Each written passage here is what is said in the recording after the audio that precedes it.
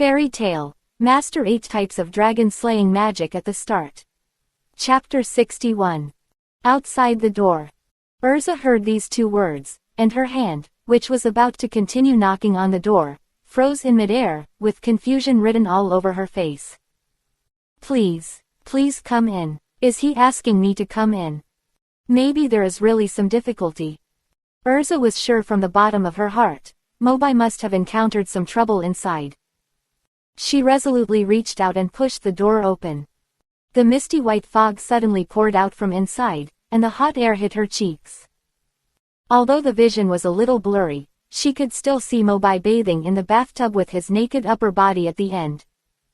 Urza took a quick step and trotted over. What's the trouble? Approaching Mobai, Urza's words were halfway to her lips, and her throat seemed to be stuck suddenly. The surprised eyes moved downwards. I didn't see it carefully just now because I was too far away.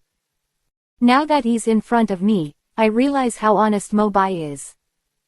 In the past, Urza was outspoken, and there was a stripper in the team who wouldn't fight unless he took off his clothes, so she was usually more tolerant. But today, after seeing Mobai's indifferent performance, Urza suddenly became at a loss. As for Mobai, after seeing her real reaction, he only thought it was Kate's credit. The dream magic was too powerful, and it actually shaped Urza's personality in the dream so subtly. Mobai raised his head and smiled faintly. Please help me wipe my back first. Although I know it's a dream, I still have to have the sense of ritual. I'll wash my body first. Besides, there are only 2 of us here, relax a little. There's no need to wear that heavy armor all the time. Mobai finished speaking. He didn't give Urza a chance to react at all, and turned around directly. Mobai is like this, just need to close his eyes and wait for the enjoyment, but Urza has to consider more. I feel that he is a little different from usual. Does he think he is dreaming, and what he is showing now is the true inner thoughts? Well, why not just follow him this time? There won't be any excessive demands in the future. Although I don't know what nonsense Mobai is talking about, what dreams are like. After a psychological struggle, Urza finally chose to stay. Change clothes. A golden light flashed. The originally hard armor on her body was replaced with a pink pajamas. Urza took the towel next to the bathtub and gently wiped Mobai's back. Mobai was secretly happy. Comfortable. This magical dream created by Kate is too real. Even Urza's voice and body touch are no different from reality. I still have to do more commissions to make money in the future, and I can't help but visit often. A few minutes later. Urza's mind was still blank. She didn't even know what she was doing. At this moment, she suddenly felt her wrist being grabbed. She looked up and found that Mobai had turned around. Urza. Urza subconsciously avoided his gaze and stammered, What's wrong? Mobai's palm slid across Urza's wrist, gradually fell to her fingertips, and gently held her hand, saying gently. In the days to come, I don't want you to always be the fairy queen who carries everything on your shoulders. Sometimes, you can also unload the burden and become an ordinary girl. I will help you solve the difficulties you need to face. Okay. In normal times, Mobai would never say these words. But after all, it was a dream, and only he knew it. There was no chance to confide it in reality. Mobai's speech speed just now was not fast. As each word reached her ears, Urza felt an inexplicable strange feeling in her heart. She didn't know what to say in response. In the end, she just nodded gently. Mobai smiled. He suddenly pulled Urza's hand back towards his body. Urza was not prepared at all. Her body fell forward and was half lying in Mobai's arms. Hey, wait. However, Mobai didn't pay much attention to this vague resistance, and he played with Urza's long hair and joked. From this angle, you are very cute. Urza's face flushed immediately. You are also very cute when you blush. Mobai added. Urza's face became even redder. However, Mobai was not a person who would abandon his physical instincts when he was emotional. The once heroic fairy queen, Now lying in his arms as a shy little wife, Mobai could hardly suppress his excitement. Mo Xiaobai had already woken up before Urza could say anything else. Mobai had already leaned forward and kissed her gently. Urza's heartbeat accelerated sharply and her face became hot. Her mind was blank. She let him keep asking for more, but Urza didn't resist deliberately. Chapter 62. The next morning. The sun pierced my eyes. When Mobai opened his eyes, he found himself lying on the bed in the bedroom, and his head was still aching. Is it because of the half glass of wine last night? I feel like I have a blackout. I remember that I fell asleep while taking a bath, and I also met Urza in the bathroom in my dream. Why did you do it to my bed? Maybe I came back by myself after taking a bath. But I really have no impression. Wait a minute, there seems to be movement downstairs. Rubbing his sleepy eyes, Mobai stepped on his slippers and walked out of the bedroom step by step. Dining room. Looking at the spotless dining table and the cleanly swept floor, Mobai couldn't help but widen his eyes. Did I clean this while sleepwalking? Mobai remembered clearly that he had never hired a cleaning lady, and usually cleaned it himself. But everything in front of him was tidy, which made him doubt. Could it be that the conch girl has been here? Mobai. A gentle voice came from behind. Mobai immediately shuddered. This voice was of course very familiar to him. He turned stiffly. Urza was wearing a black and white maid outfit, holding a plate of exquisitely baked cakes in each hand, and her smile was quite playful and charming. I. Mobai's eyes froze directly, and he stammered and didn't call out Urza's name. Brain crashed. Urza placed 2 plates of cakes on the table with a smile, and said softly, "Go wash your hands first, breakfast has been prepared for you." Oh. Let the cold water pour on his face again and again, irritating his skin crazily. Mobai looked at himself in the mirror, gritted his teeth and pinched his thighs hard. Under the influence of intense pain, he finally gradually understood. He was in reality at this moment, not dreaming. But how could Urza be in my house? I saw her leave last night. But why is she acting like that? And she made breakfast for me. I know, she must have gotten up early on purpose and came from the girls' dormitory to cook for me. Thinking of this, Mobai punched himself hard in the face in front of the mirror. Only then did he wake up. The inference just now was too ridiculous. The only explanation is that what happened last night was not a dream at all. I said, why did it feel so real at that time? Mobai finally realized that what he thought was a dream when he was half asleep and half awake in the bathtub was actually reality. Urza must have left last night for some reason and then returned. Then he walked into the bathroom by accident. I thought I was dreaming, and then I said a lot of inexplicable things, and finally. Mobai collapsed on the ground with no hope in life. Wanla. What needs to be faced must be faced. After a while, Mobai finally dragged his legs that felt like they were filled with lead, moved his body with difficulty, and returned to the dining table step by step. He sat down stiffly like a not very smart robot. Urza, who was opposite, looked at him calmly as if nothing had happened. I heard Mira say before that you seem to like the cream cake she made. It seems that our tastes are quite similar. As Urza spoke, she pushed the plate in front of her towards Mobai. Try it. This is what I made this morning, Tilda. In the past, Mobai would have gone up and gobbled it up. But now, it seems that there are more important things to discuss first. Mobai exhaled deeply, and said solemnly.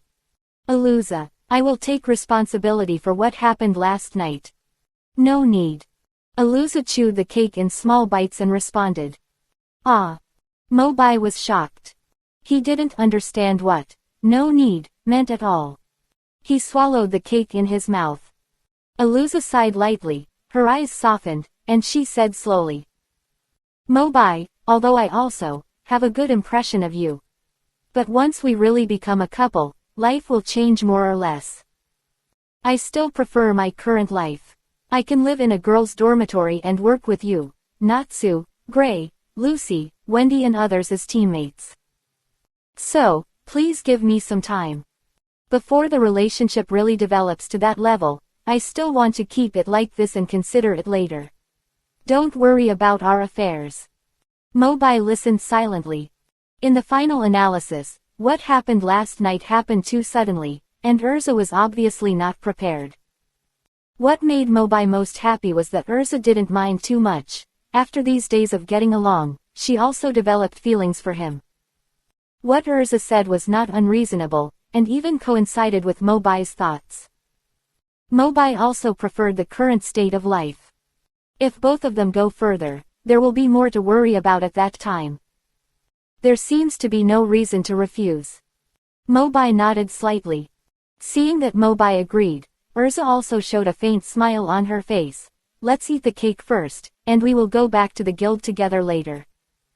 But at this time, Mobai shook his head firmly. As for the guild, let's go later. What's wrong? Aluza asked.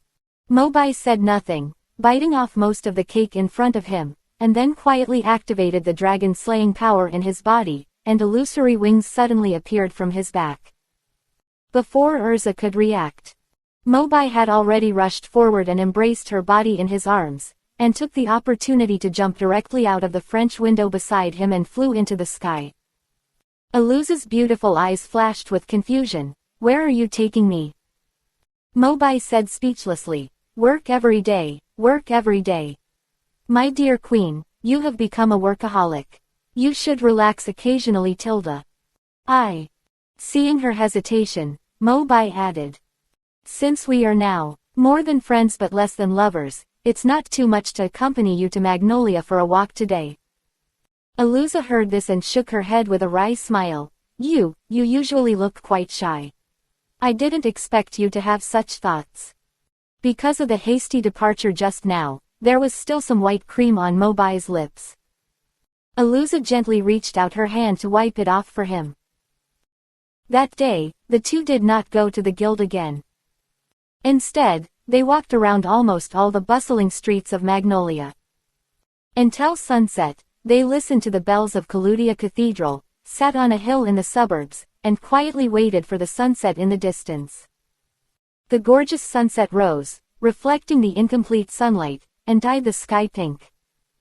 Aluza gently leaned her head on Mobai's shoulder. Thank you, Mobai.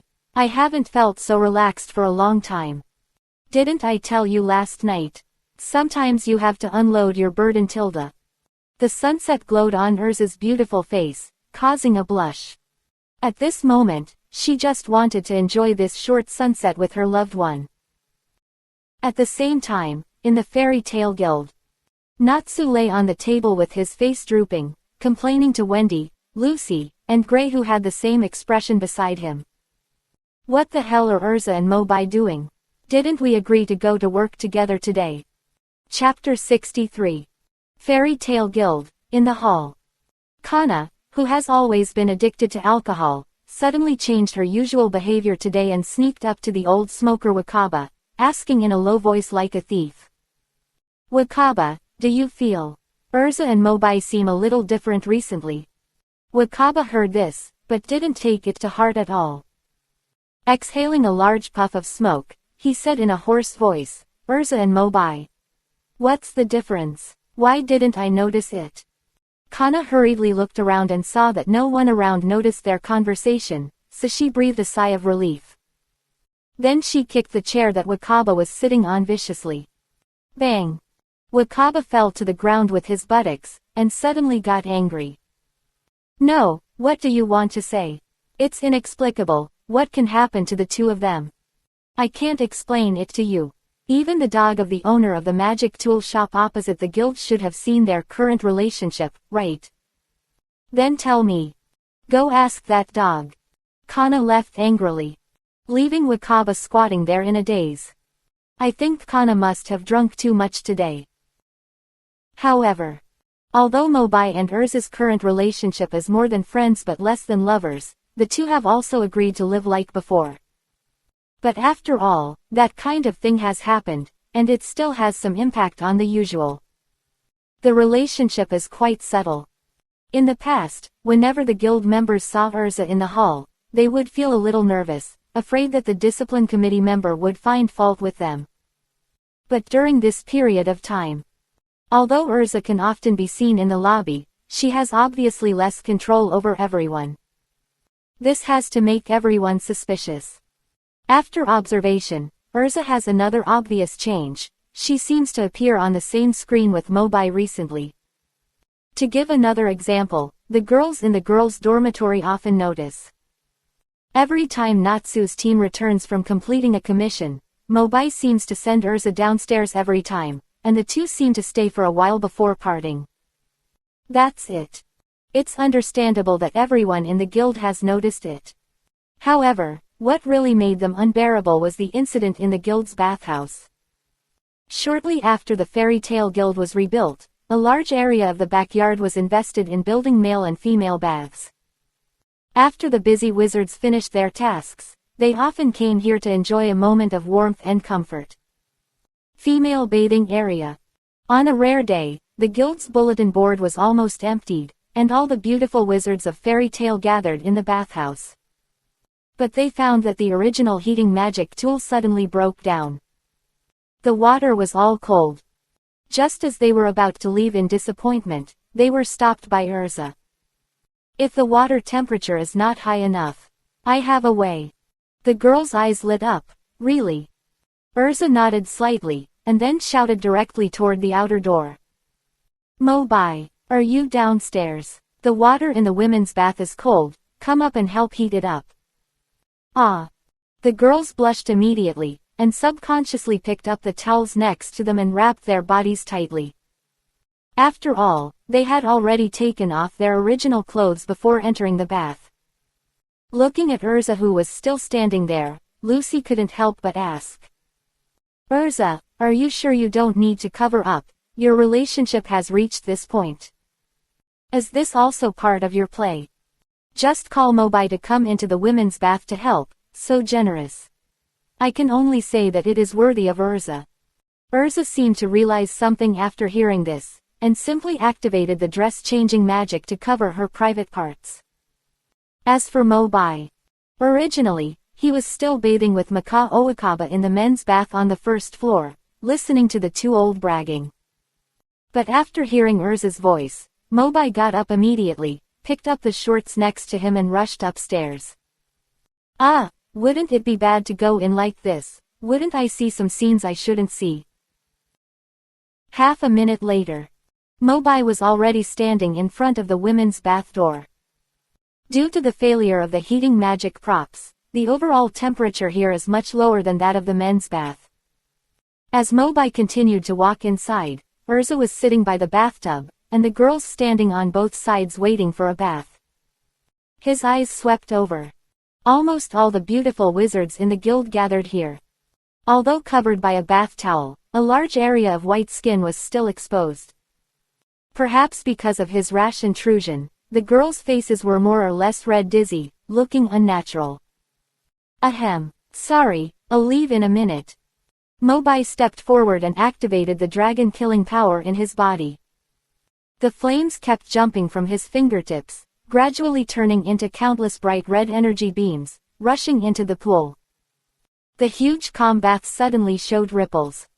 Urza gently put her hand into the pool, then waved to Mobai. It's okay, Mobai, the water temperature is just right now.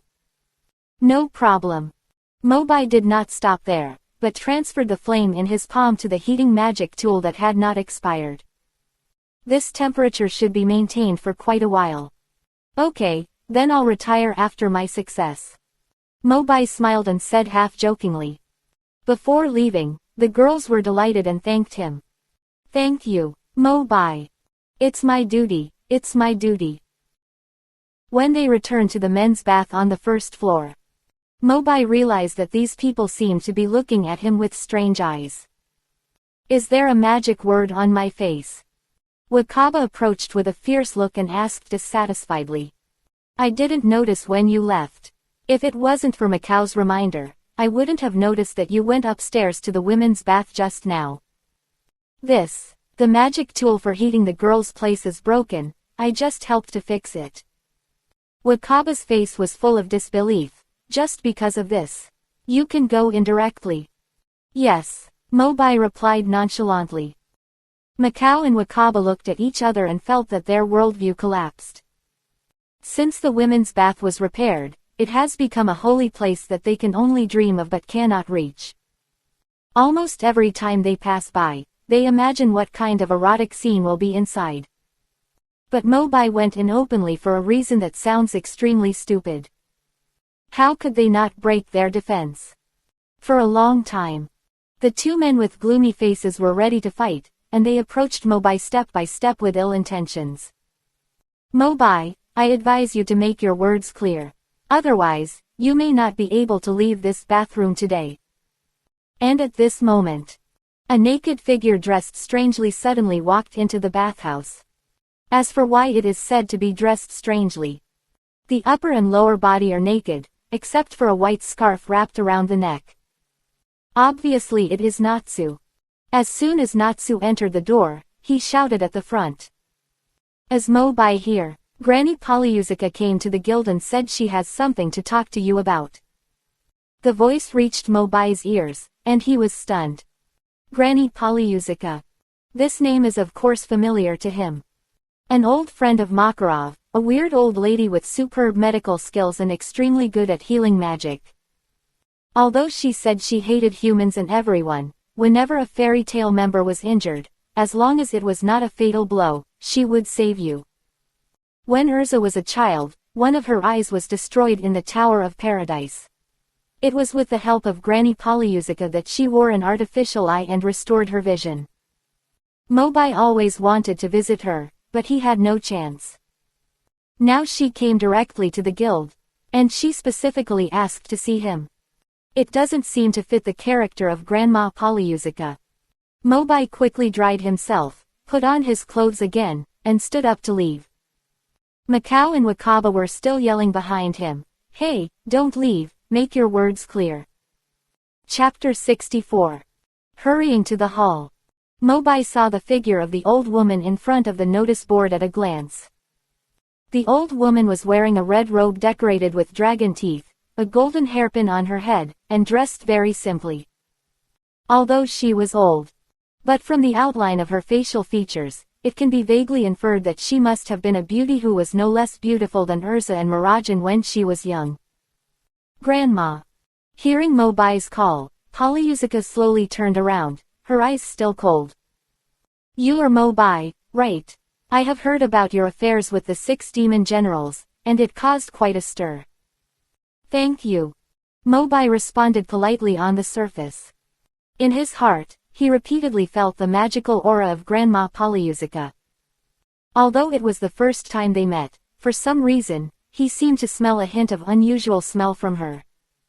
This smell seemed to come from some ancient and mysterious magic. It didn't seem like Grandma Polyusica, an old man who lived in seclusion, would carry it. 10 or even 9 points were wrong. Mobai's eyes showed a slight fluctuation, and he couldn't help but be more vigilant. Granny Polyusica naturally didn't know what Mobai was thinking, and continued. Before, Makarov found me and sent me a purple snake, saying that this was a cursed human girl, and asked me to find a way to help lift the curse. I have studied it for a long time, but the antidote I prepared is still missing a key herb. The situation is quite special, otherwise I wouldn't rush here so anxiously. Mobai knew that the purple snake she was talking about should be Choberios, the partner of Cobra, one of the former 6 demon generals. Granny, do you mean for me to find that herb? Mobai asked. Polyusica nodded. That's right, that herb is called refining snake flower, which grows in the haze forest, especially on the edge of the cliff. The shape of its stems and leaves is like a winding snake, which is easy to distinguish. In theory, when forming the witch's sin, Mobai had promised Cobra that he could go and destroy the Dark Guild without worry, and that Choberios would take care of himself. The treatment of Choberios was also within his responsibility. But the strange magic aura on Polyusica in front of him made people suspicious. Seeing Mobai's hesitation, Polyusica immediately added. By the way, since I'm entrusting you to do the work, the reward will naturally not be less. Recently, I have formulated a new medicine that is only suitable for dragon slayers to enhance their magic. If you can bring back the refined snake flower, all the medicines will belong to you. A barely noticeable light flashed in Mobai's eyes. The other party finally revealed the truth. According to Polyusica's mother-in-law's personality, she doesn't like to interact with people, so how could she offer an attractive reward to let herself work for her? But think about it. The fake Polyusica in front of him has already learned about Choberios's affairs, and it is very likely that the real Polyusica has been controlled. At this time, we must not alert the enemy. After a brief pause of a few seconds, Mobai immediately made a look of surprise and promised. Thank you, Grandma, I will go to the Haze Forest now. Storm Dragon Wings. With wings spread out, Mobai immediately rushed out of the guild gate and flew into the sky. A moment later. Haze Forest. This place is quite similar to the gas tree sea where the 6 demon generals fought before. Due to the special type of trees, the leaves are dark green and grayish-black. It has grown densely for decades, with lush branches and leaves, and it is almost difficult for sunlight to penetrate. Even on a clear day, walking in it, the vision is quite dim. Finding a slightly open entrance, Mobai gradually gathered the storm power in his body and slowly stepped into the forest. After all, he was suspicious of Grandma Polyusica just now, so Mobai did not relax his vigilance and kept a close eye on the slightest movement nearby. Snake flower, snake flower. Mobai muttered, his eyes kept scanning. But he never found a plant that met the characteristics. The cool breeze brought a chill, blowing through the dense bushes in front, making a rustling sound, which was creepy in this dark environment. Mobai immediately focused his attention on the bushes. It seemed that he felt some magical fluctuations inside. Step by step. The bush leaves were originally just shaking slightly, and suddenly a gray giant hand jumped out from the center, with the palm almost as high as Mobai. Behind the palm was a pale arm, which was raised high at this moment. It seemed that Mobai was going to be beaten into a meat pie in the next second. What the hell is this? Although Mobai had expected that this trip would not be too smooth. But seeing this monster the moment he saw the monster's appearance, he couldn't help but exclaimed in surprise. The jaw of Thunder Dragon. The palm was about to hit him. Mobai's figure instantly turned into a flash of lightning, and his fists gathered magic power, and he hit the monster's wrist first. The wrist was cut open by the lightning, and a strange wailing sound suddenly came from the bushes. Mobai still didn't dare to relax. After all, he could only see one arm of the monster sticking out of the bushes. He hadn't seen what its body looked like. Mobai frowned slightly, and the thunder and arcs wrapped around his body had not dissipated, ready to attack again at any time. Ah! Another angry whine resounded through the forest. The white giant arm suddenly withdrew into the bushes, and a few seconds later, a fat big insect suddenly jumped out from it again. It was the first time I saw such a big insect, with a brown shell, pointed mouthparts, countless tentacles and eyes, and a thick and long tail behind it. I looked carefully and found that the end of the tail was connected to a huge human hand. It turned out that the monster arm that just attacked was the tail of this big insect. The moment he looked at it, Mobai got goosebumps all over the floor. Too disgusting. How come there are all kinds of things in this forest? Fire dragon. Oh no, the jaw of the thunder dragon. Mobai seemed to have thought of something, and the flames that were ready to go on his body were suppressed, and he used the violent thunder power again. A heavy punch landed on the big insect's head. A cracking sound came into his ears, and Mobai's body suddenly retreated, fearing that this thing would explode. But before the insect could react, the trees and grass in all directions came with similar movements as before. No way, still coming. Mobai looked around, and another 7 or 8 fat bugs appeared, each one more disgusting than the other. The organs on their tails were different, Some had hands, some had feet, and one had a human face directly. The giant bug shook its sharp mouthparts, and the transparent wings behind it flapped vigorously, making a gesture of jumping on and biting at any time.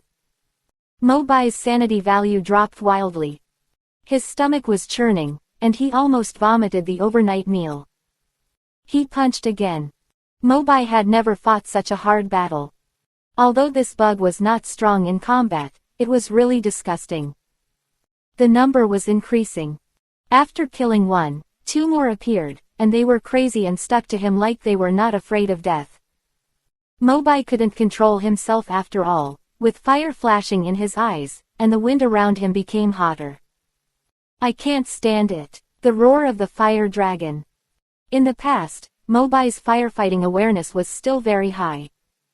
But after all, special circumstances require special treatment. As the fire attribute magic power continued to accumulate, blazing flames spewed out of Mobai's mouth, rolling up a huge vortex of flames, engulfing the insects that had already formed a siege. Ah! Amid the wailing sounds of the fire burning mercilessly, the insects danced. But what confused Mobai was that their bodies did not show any charred black after being burned, nor did they have any bursting phenomenon. After being severely injured, their bodies gradually became illusory. In the end, they turned into broken magic and dissipated into the air. There was no trace of the corpse left. As if they had never appeared from the beginning. Iron Dragon Sword.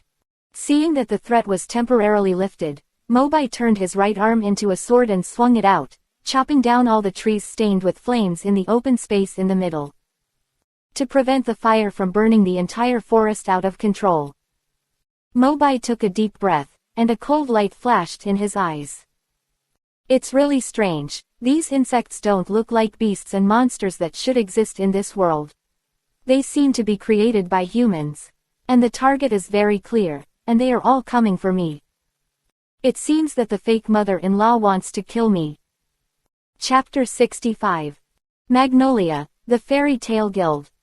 Makarov sat at the counter in the lobby as usual. Seeing Mikao, Wakaba and Natsu coming out of the bathing area, he asked casually.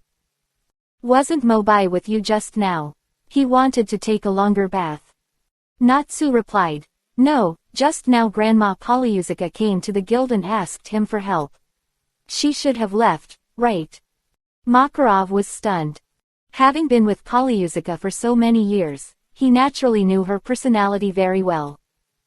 This stubborn and noble old lady would never take the initiative to ask for help from others no matter how bad the situation was. Not to mention coming to the guild on her own initiative. Makarov gradually recalled the scene of his last meeting with Polyusica. After the battle with the 6 demon generals, Gray brought back a comatose purple snake. Makarov saw the clue at a glance that the snake was a human girl who was cursed with transformation. Unable to remove the curse, Makarov found Polyusica and asked her for help. So many days have passed. According to Polyusica's ability, the curse should have been broken. Why did she come to the guild without saying anything, and she chose to find Mobai? Makarov thought more and more that something was wrong. No, I have to see her right away. In the haze forest. Despite the setback, Mobai still walked deep into the jungle. He wanted to find out what the purpose of Polyusica, who was probably disguised, was to set a trap here to kill him. With the current strength. Unless there are strong men of the level of the presidents of the other 2 giants of the Balam Alliance, or the top 4 terrifying wizards in the Holy 10. In a battle with others other than them, Mobai is still confident that he will be invincible. Even if there is a life and death emergency. Most of the magic power in his body is still left, and with the combination of wind and thunder. As long as he wants to run away, no one can stop him. However, the journey was not smooth, and he always didn't know where a strange-looking insect or monster would suddenly appear. Mobai was always startled. It's really endless. Approaching the edge of the cliff. Mobai couldn't count how many insects he had killed. Pulling off a piece of bark and chewing it in his mouth, Mobai was about to take a break, but suddenly felt the magic fluctuations coming from behind that he had never felt before. What kind of magic is this? I have never seen such a strange breath. Mobai immediately became alert. Thunder appeared all over his body, ready to enter the battle at any time. I admire your courage to come here. But the road has reached the end. What awaits you next is only death. The other party's conceited and arrogant voice came into Mobai's ears. He seemed to have realized that he was discovered by Mobai. He simply stopped hiding. He emerged from the woods. He was wearing a blue-black coat, his silver-gray hair was sticking up high, and he had a pair of black-framed glasses on his ears. He looked quite handsome. But when he spoke, his contemptuous tone was particularly disgusting. Fairy tale, Mobai. I have to say that the perception of the Dragon Slayer is very sharp. But this can't save your life. As early as when he saw him for the first time, Mobai had already recognized his identity. He is Lastairos of the Demon Heart Guild. Like the 6 demon generals, the Demon Heart is also one of the 3 giants of the Balam Alliance Dark Guild. But the strength of each member of the Demon Heart should not be underestimated. It can be said that they are a level stronger than the 6 demon generals as a whole. Among them, many members have mastered some long-lost dark magic, which is particularly difficult to deal with. Mobai stared at Lastairos with a sharp gaze. If I remember correctly, this guy should be using the Arc of Lost Magic. He can use magic to turn anything imaginary into reality. It seems that the bugs that disappeared after being injured along the way were created by him to deal with me. Thinking of this, Mobai made up his mind and decisively gathered the power of Dragon Slayer, and shot out. Thunder Dragon Jaw. Lastairos still had that expression of control, standing in place and letting Mobai attack. The Thunder Fist fell rapidly, and Lastairos's body suddenly turned into a shadow and disappeared. It's just a thought body. Put away the fist. Lastairos's hollow voice came from the forest again, seeming far and near. If you want to die clearly, welcome to the front of the breakya to find me. Of course, if you don't have the courage, just wait to be trapped here and die. Mobai was naturally not angered by his sharp words. Instead, he continued to peel off pieces of bark from the tree to quickly replenish his energy. He stopped only when the tree in front of him was almost bald. While chewing, Mobai recalled the scene in the guild and couldn't help but fall into deep thought. From the beginning, the fake Polyusica grandmother came to the guild alone. This was a complete trap, and it was specifically aimed at me. Lastairos, why did the people of the Demon Heart appear here? But, the smell of the fake Polyusica grandmother seems to be different from the thought body created by Lastairos. Could it be that the Demon Heart has sent other people? With all these mysteries added together, Mobai really couldn't figure it out for a while. As far as I can remember, the Demon Heart's first large-scale action was during the Fairy Tale Guild's S-Class Wizard Assessment. But the assessment is still a few months away, and it's a long way off. Could they take action in advance? If the Demon Heart really has any plans, it may be detrimental to the guild. But what exactly are they going to do? It seems that we have to find Lastairos's real body and beat him up until he tells the truth. Chapter 66. The 6 demon generals have been destroyed and transformed into Witch Sin. Previously, Mobai and Mirajan destroyed the Evil Spirit Temple, a guild under the Gate of Hades. Now there are people from the Demon Heart who are targeting him. Mobai couldn't help smacking his lips. It's been less than a few months since I came to this world, and I have made quite a few enemies. The 3 dark guilds of the Balam Alliance alone have already been linked to me. Continuously moving forward along the forest path, Mobai also gradually sensed that the hostile magic aura towards him was getting closer and closer. It seems that there is more than one person coming. Speaking of the Demon Heart, Mobai is not interested in most of the members, but only 2 of them can make him pay special attention. The Demon Heart has 7 powerful wizards under its command, called the 7 Familiars of Purgatory.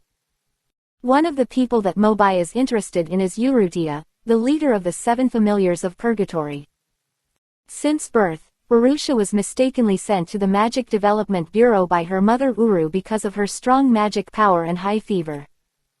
As a result, she was taken by the then director Brian for live experiments.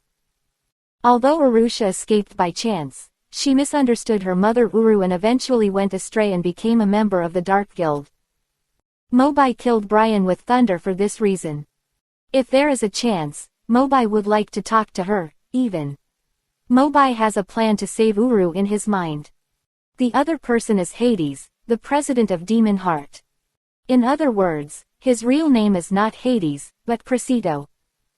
He was one of the founders of Fairy Tail and the second president of the guild. But because of his obsession with magic, he fell into the abyss of black magic and couldn't extricate himself, and finally founded the Dark Guild Demon Heart. As long as we don't meet President Crescito, we should be able to deal with the others. But the most important thing is to find out the purpose of their appearance. As we go deeper into the haze forest, the cliff at the end is right in front of us. Mobai gently pushed aside the last clump of grass that blocked his sight. 3 powerful magical auras suddenly erupted not far away, and the pressure generated cut the fragile grass stems under his feet in half. 7 followers of Purgatory, 3 of them came at once. Do you think highly of me? Mobai's face showed a slight solemnity, and he looked up at the 3 people standing in front of the cliff. The one on the far left was Lastairos, whom he had just met. Compared with just now, Lastairos's aura was a little stronger at this time. It seems that this time it is the real body. The person on the right has a messy head of golden hair, which seems to have not been taken care of for a long time and looks very sloppy. Mobai is also familiar with him. Zankro, the fire god slayer, is also a tough guy. As for the old woman between Zankro and Rastalos, Mobai had just met her in the guild not long ago, the fake Granny Polyusica. She has not yet revealed her true identity. When he saw Mobai walking forward fearlessly, a hint of arrogance appeared on Zankro's bloodthirsty face. You really don't know how to live or die. You just have a few more dragon-slaying crystals in your body, and you think you are fearless. I'll let you know when we fight. The dragon-slaying magic you are so proud of is just scum in front of me. Faced with Zankro's mockery, Mobai didn't want to talk nonsense with him. As both are killing magic, Dragon Slayer and God Slayer can devour the magic power of the same element, but this does not mean that God Slayer magic is superior. In terms of rarity, people who master dragon-killing magic are more or less related to dragons, and god-killing magic can be learned by oneself from some related books. If a fight really breaks out, the real competition is still the level of magic power, and god-killing magic does not have much advantage. Lastairos on the side pushed his glasses and spoke in an equally infuriating tone. Why use a butcher knife to kill a chicken? He was harassed all the way by the magic beasts I created, and I guess he doesn't have much magic power left now. We don't even need to do it ourselves. As soon as the voice fell, Lastairos clapped his palms, and the ground cracked and the mountains shook, making a huge sound that shook the mountains and forests. Roar! A hideous crack was torn open on the cliff, followed by the roar of the beast from inside. Sensing the danger coming from below, Mobai immediately jumped to the top of the tall tree behind to observe. The crack continued to expand. Under the continuous summons of Rastalos, a dragon-shaped monster wearing steel armor flew out from the crack with wings that covered the sky. Since you are a dragon slayer, why not try to face my dragon-shaped guardian beast, the wind-like Barukushes? Let's see, can you kill the dragon? Or will you be killed by the dragon? This dragon-shaped monster is the largest monster Mobai has ever seen. It is even larger than the house he lives in. Facing the fierce roar and strong sense of oppression of the dragon-shaped monster, Mobai narrowed his eyes slightly. Is it another monster created by the Arc of Materialization? Roar! The dragon-shaped monster flapped its wings and swooped down from midair. It rushed straight towards Mobai. The roots of the wood dragon are entangled, eating tree bark along the way. The large amount of wood energy in Mobai's body was not converted into magic power in various parts of the body before it was released. just under the crack where the dragon-shaped monster had just drilled out of the ground. Two thick green vines suddenly rose up, quickly rising and intertwining at an extremely terrifying growth rate, standing in front of Mobai. But compared to the huge dragon-shaped monster, no matter how strong the vines are, they are just like two skinny bean sprouts. Don't overestimate your own abilities, Lastiros said sarcastically. The dragon-shaped monster's heavy body rushed at high speed, and it didn't take the vines into consideration at all. But when it was about to attack Mobai, its body suddenly couldn't move and froze in place. Lastiros was stunned. What's going on? The wooden dragon whiskers, which were just inconspicuous, had wrapped around the dragon-shaped monster's limbs at some point. Not only that, but the slender branches were spreading wildly at a speed visible to the naked eye. Until the monster's sharp claws and huge body were all bound. Lastiros finally came to his senses, waving his arms wildly to control the dragon-shaped monster, trying to break free from the vines. But the vines didn't break at all, but shrank tighter and tighter. Thanks to the pile of bark that Mobai swallowed, the toughness of the wooden dragon whiskers was particularly amazing at this time. No matter how powerful the arc of manifestation is, the strength of the creature created is also linked to the magic power of the caster himself. If the caster is a rookie, the manifested monster will also be vulnerable. Mobai spoke in a deep voice, raised his right palm, and gently clenched his fist. The wooden dragon's whiskers suddenly contracted and curled, locking the dragon-shaped monster trapped in it alive, and it instantly turned into scattered and broken magic stars and dissipated. Lastiros's face was pale. The dragon-shaped guardian beast he was proud of had destroyed countless villages and towns. Even if he encountered some famous wizards, they were all trampled under the feet of the dragon beast without exception. At this moment, it was so easily resolved by Mobai. And the fake Polyusica, who had not spoken all the time, no longer looked as relaxed as at the beginning. Chapter 67. According to the information held by Demon Heart, Mobai has joined the Fairy Tale Guild not long ago, and has 8 different attributes of Dragon Slayer magic crystals in his body, and his strength is quite good. But through the recent battles, they seem to find that Mobai is not as strong as rumored. Rumor has it that Mobai defeated Jelal and stopped the Tower of Paradise. But in fact, according to the investigation of Demon Heart, Mobai did not kill Jelal directly at that time. Jelal was completely out of control because of his impulse to absorb the magic spirit power. In the battle with the 6 demon generals, Mobai seemed to be afraid of President Wu, so he deliberately kept the prayers of other members, so he did not release President Wu. From this information, Demon Heart deduced Mobai only has some special abilities and can see some combat secrets or weaknesses of the opponent. His own magic power is not very strong. As for the 8 attributes of the Dragon Slayer magic crystal, it is likely just a bluff. Therefore, when Lastiros and the other 2 were sent to assassinate Mobai at the same time, they felt that they were making a fuss over nothing. Is it necessary to dispatch 3 of the 7 followers of Purgatory at the same time to kill Mobai? However, judging from the current situation, the situation seems to have undergone some subtle changes. Mobai's strength seems to be much stronger than they imagined. Such a low-level magic, don't use it to embarrass yourself. The sneering voice came into his ears, causing Lastiros to blush on the spot. After all, Mobai had the upper hand in the previous fight. If he wanted to mock him, it would be fine. After all, he was not as skilled as him. But the mocker was not Mobai, but his teammate, Zancro. Lastiros turned his head stiffly. You. What's wrong with me? Zancro raised his eyebrows, his expression became more disdainful, but purple-black flames quietly floated out of his fingertips. Purple-black is the magic color exclusive to all god-killing wizards. Next, let me tell you how to play magic. Fist of the Flame God. With the blessing of the purple-black flame, Zancro's fist swung through the air like a burning meteor, hitting Mobai's vital parts with every move. Skin of steel. When it was about to make contact, Mobai quickly strengthened his whole body defense, with his elbow against his chest. He took Zankro's attack head-on. But his left fist quietly withdrew under his body, and thunder rolled in his palm. Zankro indulged in his fierce offensive, and the flames on his body became more and more vigorous, easily suppressing Mobai.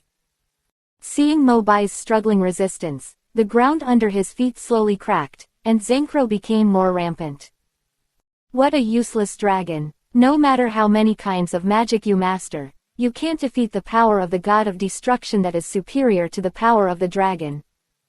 Zankro didn't finish his words. But his voice gradually became smaller. Until he suppressed Mobai to the point of near defeat, he discovered the golden electric ball the size of a sandbag on Mobai's left fist. Although it was small, it was mixed with extremely refined thunder magic. It had obviously been accumulated for a long time. The expression on Mobai's face was relieved. The steel skin retreated, and a small part of the purple-black flames burned his skin, causing a little stinging. Mobai didn't care. At this time, he had already focused all his attention on the next attack. Thunder Dragon's Collapse Fist. The left fist wrapped in golden thunder and electric arcs suddenly hit out. Zankro's face was immediately swallowed by horror, and he hurriedly mobilized the flames all over his body and madly bombarded the front. But he couldn't cause any obstruction to the violent attack of the thunder and lightning collapse fist. Under the shining of golden light, the flame of annihilation was eclipsed. In Zankro's horrified sight, Mobai's attack was unstoppable, and he punched himself. Bang! The dazzling lightning flashed by. When the few people regained their vision, Zankro's body had already been blown away by the previous punch and fell off the cliff. I don't know whether he is dead or alive. Seeing this, the fake Polyusica and Lastiros who stayed aside looked more and more ugly. Zankro, one of the 7 followers of Purgatory. Was he killed in a second?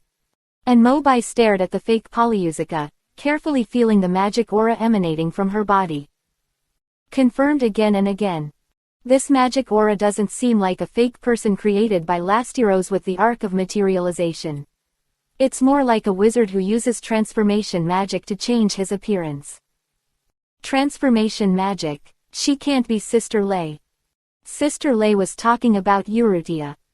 As soon as Urusha was born, her mother Uru couldn't stop crying because of joy, so she named her Urusha. Mobai is used to calling her sister Tyr.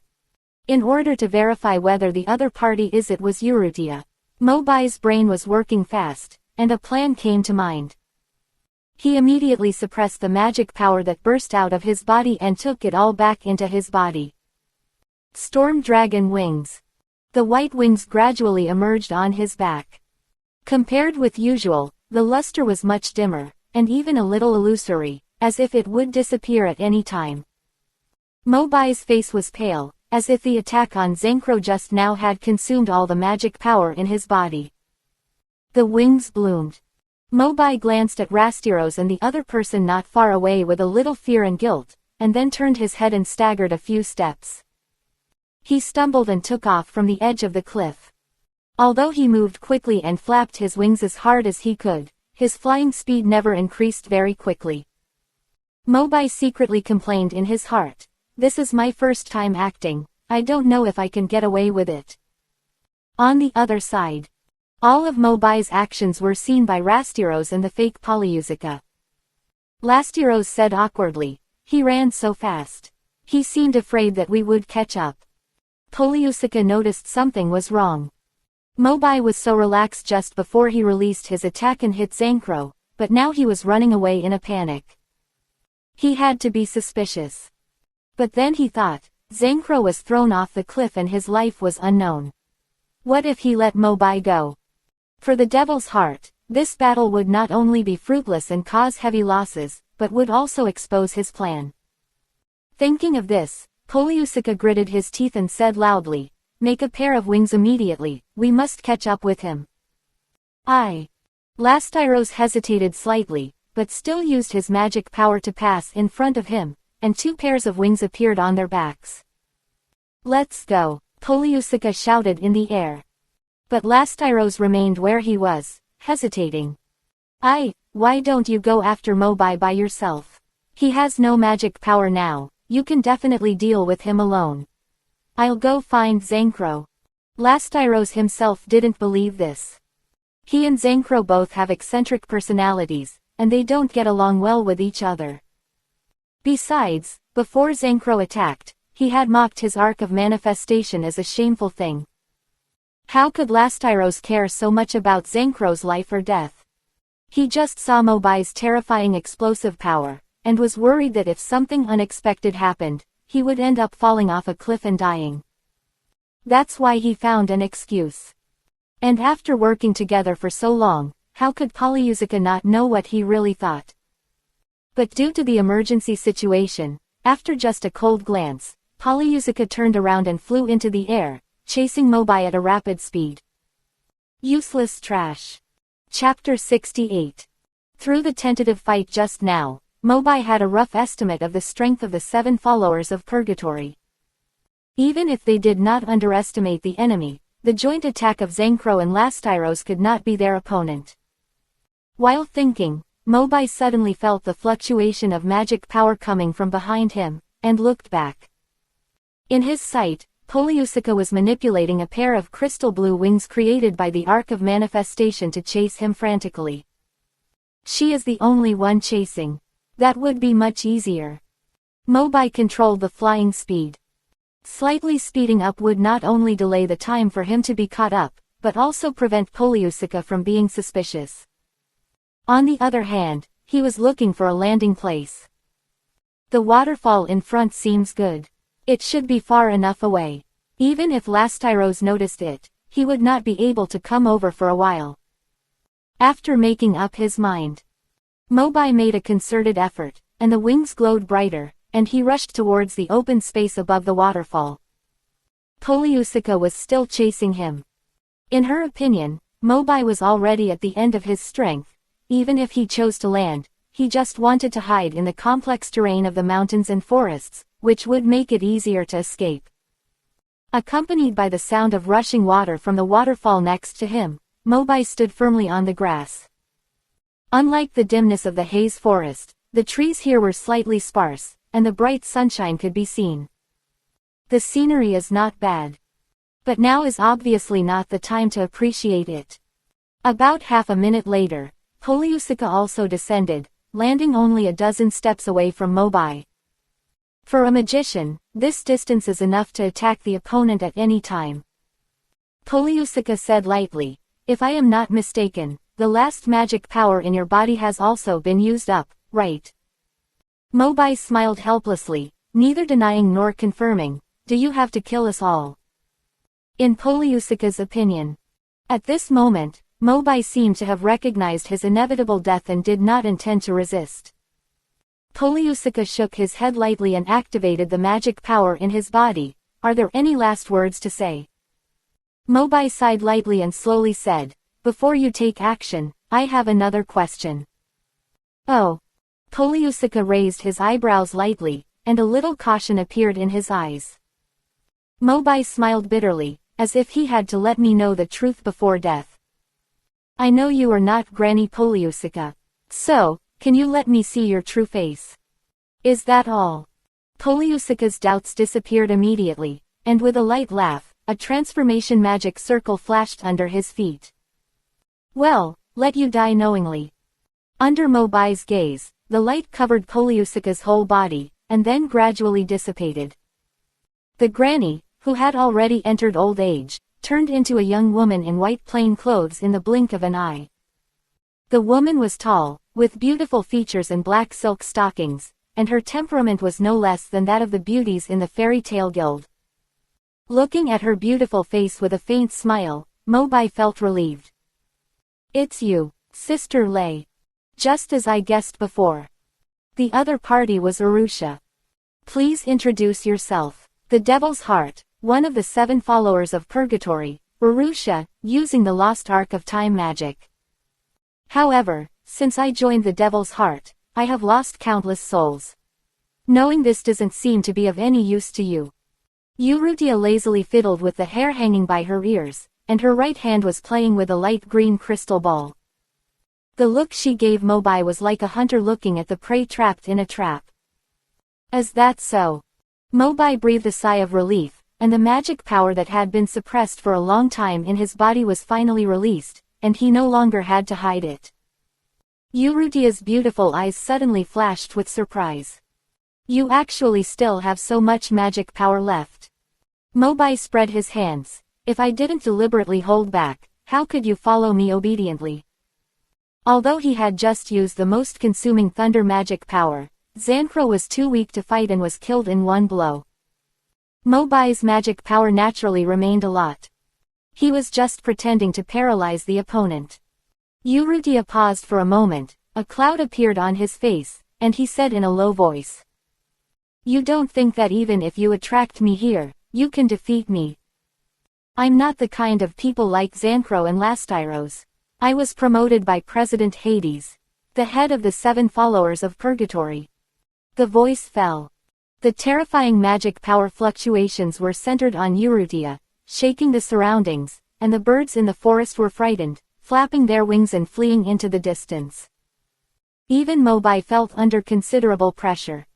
Even if we look at the entire young generation of magicians in the Kingdom of Fury, Urutia's talent can be regarded as one of the best. After all, she had a high fever when she was just born because of her strong magic power. In terms of magic power alone, she is not even inferior to Jelal, who was once listed among the 10 saints in the form of a thought body. Coupled with the assistance of the lost magic Arc of Time and Hades's magic guidance for her over the years, Arusha is definitely an opponent that cannot be underestimated. Mobai's eyes couldn't help but become more solemn, and he quickly analyzed the battle plan in his heart. Sister Lei's magic is the Arc of Time, which can make the form of anything go back to the past or push it into the future. If you use wood magic, the vines will wither, iron magic will rust, and other types of magic will be more or less affected and weakened. But, I remember that this kind of time-changing magic can't work on life forms other than plants, right? Looking at Arusha who was still confronting him, Mobai simply made up his mind. His right hand turned into an iron blade, and he stabbed his waist and abdomen. The bright red blood immediately flowed out, flowing down his thigh and even dripping onto the grass under his feet. Damn it, I hit you too hard, it hurts. Although he felt miserable, Mobai pretended to be fine and calmly stated his intention. As long as I blend my own blood into the magic, your Arc of Time will not be able to resolve my attack, right? Urutia tilted her head and did not comment. The intelligence is indeed correct. You have the ability to see through the opponent's weaknesses. I guess that's why the 6 demon generals failed before. But I also said that I am the head of the 7 followers of Purgatory, and I don't just know one Arc of Time magic. Ice-shaped rose garden. Urutia made a seal with his fist and palm and put it on the side of his body. His posture was exactly the same as Gray and Leo, and the ice magic was about to burst out. Mobai couldn't help but sigh. As expected of Uru's daughter, her magic power is so strong. Speaking of which, she is Gray's junior sister. In the blink of an eye, a huge and exquisite purple ice rose bloomed in front of Arusha, and continued to thrive on the branches created by ice, and instantly spread to Mobai's side. As one of Arusha's strongest ice-shaping magics, it created a large number of thorns and roses in an instant, with both offensive and defensive capabilities. At this moment, Mobai is trapped in it. Arusha said coldly, because of a very disgusting and annoying woman, I rarely use ice-shaping magic. Today I make an exception to kill you. Then I am really honored. Although he teased, Mobai is very clear about the current situation. If he doesn't take any measures, the roses and thorns will come over and hit him hard at any time. Chapter 69. Look around. Speaking of which, there is a waterfall next to me. I can just borrow the power of water. I just don't know if it can help me break through the power of the Dragon Slayer secret. After mastering magic for a few months, Mobai has mastered the operation of the Dragon Slayer power. Just as he realized in the consciousness space before, as long as the elemental magic corresponding to the crystal appears around him, the Dragon Slayer secret can be broken through at any time. Now, under the cliff behind him is a turbulent river. It just provides the fourth source of magic, water element. The opportunity has appeared. In the dark space of Mingjiaoyan, the 3 Dragon Slayer crystals of fire, electricity and wind are still shining. And under the continuous urging of Mobai's consciousness, in an inconspicuous corner, a piece of blue shuttle-shaped crystal finally came to life and exuded a magical breath. Thoughts returned to reality. A magic circle suddenly appeared under Mobai's feet, and 4 magic beams of different colors surged out, intertwining from his feet until they wrapped around his whole body. The blood flowing from the wound on the waist also began to flow back and condense, instantly dyeing the magic power around the body blood red. The power of Dragon Slayer suddenly activated. The waterfall behind him surged, and in an instant, thousands of huge waves were raised. And within the waves, one could even faintly see the shadow of a dark blue dragon, making waves of roars. Mobai's eyes were bright, and his arms slowly stretched out, gradually gathering the huge power of the surging waves back to his control range. Dragon Slayer secret, dragon swimming in the 8 desolations. Magic power burst out. The blood-colored Dragon Slayer power carried a devastating force, and together with the raging tide behind him, it surged and bombarded the ice roses in front of Arusha. Hold on. Urrutia gritted her teeth, and the modeling magic continued to be infused into her, reinforcing the thorny roses. But the dragon roar that kept disturbing her ears made it impossible for her to concentrate. Under the dual impact of the wave and the dragon-killing power. In just a few seconds, a tiny crack suddenly appeared on the originally delicate rose. Arusha's face suddenly turned pale. Under her horrified gaze, the crack was instantly magnified and spread all over the rose and thorn branches, like a fine spider web. Suddenly shattered. How could it be? At this moment, Arusha had no defense in front of her, and watched the illusory dragon pounce on her. It's broken. Seeing this, Mobai hurriedly suppressed the originally majestic magic power and took the initiative to reduce the power.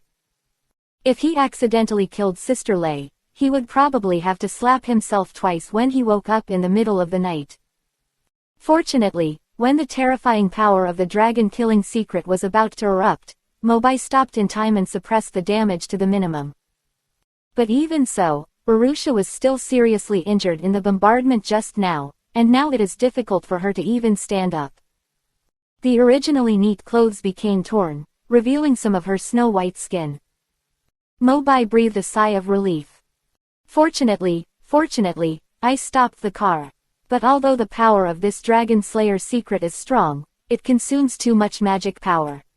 I am afraid that I don't have much magic power left now. Gently gathering the magic power on his body, Mobai slowly walked to the side of Arusha, who fell to the ground, leaned over and asked. Let's talk. Urrutia held the ground tightly with one hand, trying to struggle to stand up, but he was already unable to do so. He could only glare at Mobai and responded coldly, You win. If you want to kill me, just kill me. There is nothing to talk to you. Ahem, I want to know some of the things you experienced before joining the Devil's Heart Guild. Mobai said. What's your business? Kill me if you want. Urrutia said, and turned her head to one side stubbornly, ignoring whatever Mobai said. This. Mobai touched his nose with a gloomy face. Speaking of which, at this time, Arusha still believed in Zirf, the ancestor of the Black Magician, and had a grudge against her mother Uru. It seemed that no matter what was said, she couldn't listen. This couldn't be blamed on Arusha. When she was young, she had a high fever due to her strong magic power, so her mother Uru sent her to the Magic Development Bureau for treatment, but she met Brian unexpectedly. Brian conducted various inhuman experiments on Arusha, and lied to Uru that her daughter was dead. Then, the disheartened Uru accepted Leo and Gray as disciples one after another to alleviate the pain of losing his daughter.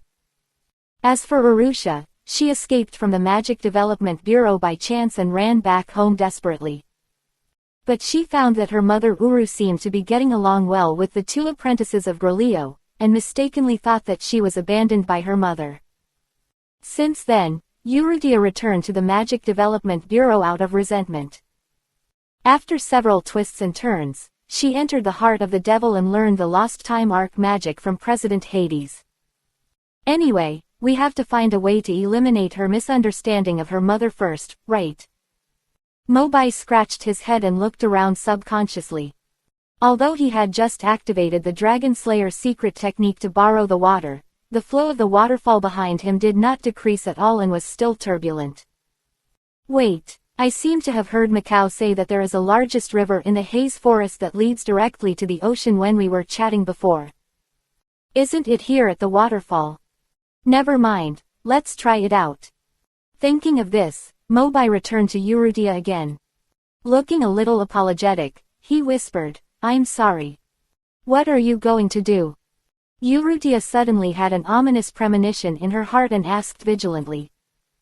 But Mobai didn't give any explanation. He lowered his body, stretched out his arms and directly picked up Arusha's voluptuous thighs, and carried her whole body on his shoulders. Let me go. What are you doing? Eurydia was startled by this sudden frivolous behavior. When she reacted, she was already lying on one of Mobai's shoulders. You lunatic. What do you want to do? Eurydia struggled desperately and kept hitting Mobai's back. Mobai hit her so hard that it hurt. Relax, Sister Lei, I won't eat you. Mobai said helplessly, and walked towards the waterfall in front step by step. Sister Lei. Hearing this inexplicable name, Arusha was a little dazed for a while. But it only lasted for a few seconds. The daze just now was forced to end. Because she had been thrown directly from the top of the waterfall by Mobai. Chapter 70. At this moment, Eurydia felt that her body was falling heavily and uncontrollably. The figure of Mobai above her sight was getting smaller and smaller, and the sound of rushing water in her ears was getting louder and louder. Sure enough, he still wants to kill me. Eurydia closed her eyes in despair, waiting for death to come. But her body did not fall into the water like this. Instead, she felt a pair of warm arms, hugging her again, and her falling speed was immediately slowed down. Eurydia opened her eyes and looked around in confusion. What came into view was Mobai's smiling face again. Mobai said cheerfully, hee, I'm just kidding you. Seeing that Mobai's attitude was always changing and jumping left and right, Arusha's eyebrows were raised and she asked angrily. What do you want to do? Gululu. Unfortunately, she hadn't finished her words. She and Mobai sank into the water together. Mobai thought to himself, it all depends on luck. If this river can really lead to the sea, maybe it can help Sister Lei regain the memory of her mother Uru. Underwater. Eurydia tried her best and finally broke free from Mobai's arm. But just as she was about to swim upward, a figure that had been away from her for many years gradually emerged in her mind. Damn it, why did I think of her at this time?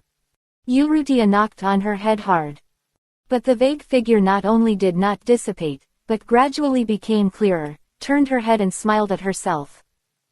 As if it was close at hand. Eurydia. I don't know if it was an illusion, but Arusha clearly heard the other party calling her name and reaching out to her. Go away, I don't want to see you. Seeing Arusha's disgusted resistance, the phantom was very disappointed, turned his head and turned into a beam of light and dissipated. For some reason, even though she had rejected the other party herself, Arusha felt a knot in her heart. It's strange, why did I suddenly think of this? I have to leave here quickly. Just as Arusha was about to leave the water again, another picture flashed before her eyes, which was clearer than before. In the picture, a young woman with short black hair was holding a baby, almost kneeling at the door, and kept saying in a pleading tone. Please save my daughter Arusha. She was born with too high magic power and had a high fever. If she continues like this, she will die. Please save her. Eurydia was stunned. The woman in the picture was none other than her mother Uru, who had passed away 10 years ago. Is this a story from my childhood? It turned out that she sent me to the Magic Development Bureau because of my high fever. I always felt that she deliberately abandoned me. Urrutia looked bitter. The picture changed. The same scene, the same location, the masked people from the Magic Development Bureau are still standing in front of Uru. We have said many times that your daughter was beyond saving when she was sent here, and now even her body has been disposed of. You leave here quickly. No, no, didn't you promise me that you could cure Urusha? But she is indeed dead, there is no point in making a fuss. The people from the Magic Development Bureau ruthlessly sentenced Uru to death for her daughter, and then drove her away.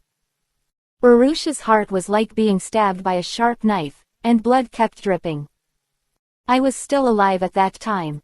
Mom, she was deceived by those people. The scenes kept changing. Urusha saw scenes of her mother's life. Life must go on. Later, Uru accepted 2 disciples, Leo and Gray, and poured almost all his love for his daughter into these 2 disciples. But even so, whenever he saw Urusha's clothes when she was young, Urusha couldn't help but hide in the corner and murmur. As the picture froze at the last scene, the dark night sky was illuminated by the fire, and Urusha faced the demon Deliora alone. In order to completely dispel the shadow in Gray's heart, he finally chose to use absolute freezing and sealed Deliora forever at the cost of his life. No. Urrutia came to his senses and stretched out his arms frantically to grab forward, trying to save the already melted Urusha. The picture stopped abruptly and disappeared in a flash. The river was still under the water in front of him, which hurt his eyes. Urusha, who was desperate, closed his eyes painfully and completely relaxed his body. Why not die in this memory? In this way, I can see my mother again in heaven. Just as Urusha's consciousness became blurred, a force suddenly came from behind, hugged his waist, and began to float slowly. Who? He reappeared from the water with Urusha in his arms. Mobai breathed a sigh of relief, grabbed the edge of the grass with his right hand, and pulled Urusha ashore. After escaping from suicide, Urusha looked dazed and asked stupidly, "Why did you save me?" Mobai rolled his eyes, took off his shirt and wrung out the water, then sighed and said, "I know you have suffered a great injustice. But don't blame yourself, it's not your fault. Besides, if your mother is still alive, she certainly doesn't want to see you giving up on yourself." Seeing that Urusha had no reaction, Mobai coughed twice tactically and added, "By the way, I didn't mean anything by throwing you into the water just now, I just helped you see those scenes." Quote, Uru is a great wizard. The seal of Deliora was broken, and the melted ice flowed into the sea. As her own flesh and blood, I think you should be able to see those important memories of her life. Wow. Mobai hadn't finished speaking yet. Urrutia squatted on the ground next to him, and immediately buried her head in her knees and cried loudly like a child. At first Mobai was shocked, and wanted to comfort her, but seeing Urusha's uncomfortable look, he couldn't speak after all. The crying spread throughout the forest. Mobai waited quietly beside him. For a long time.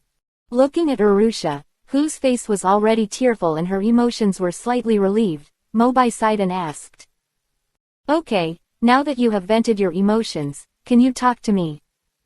Urrutia's eyes were red, and she looked at Mobai with disappointment. "What do you want to talk about?"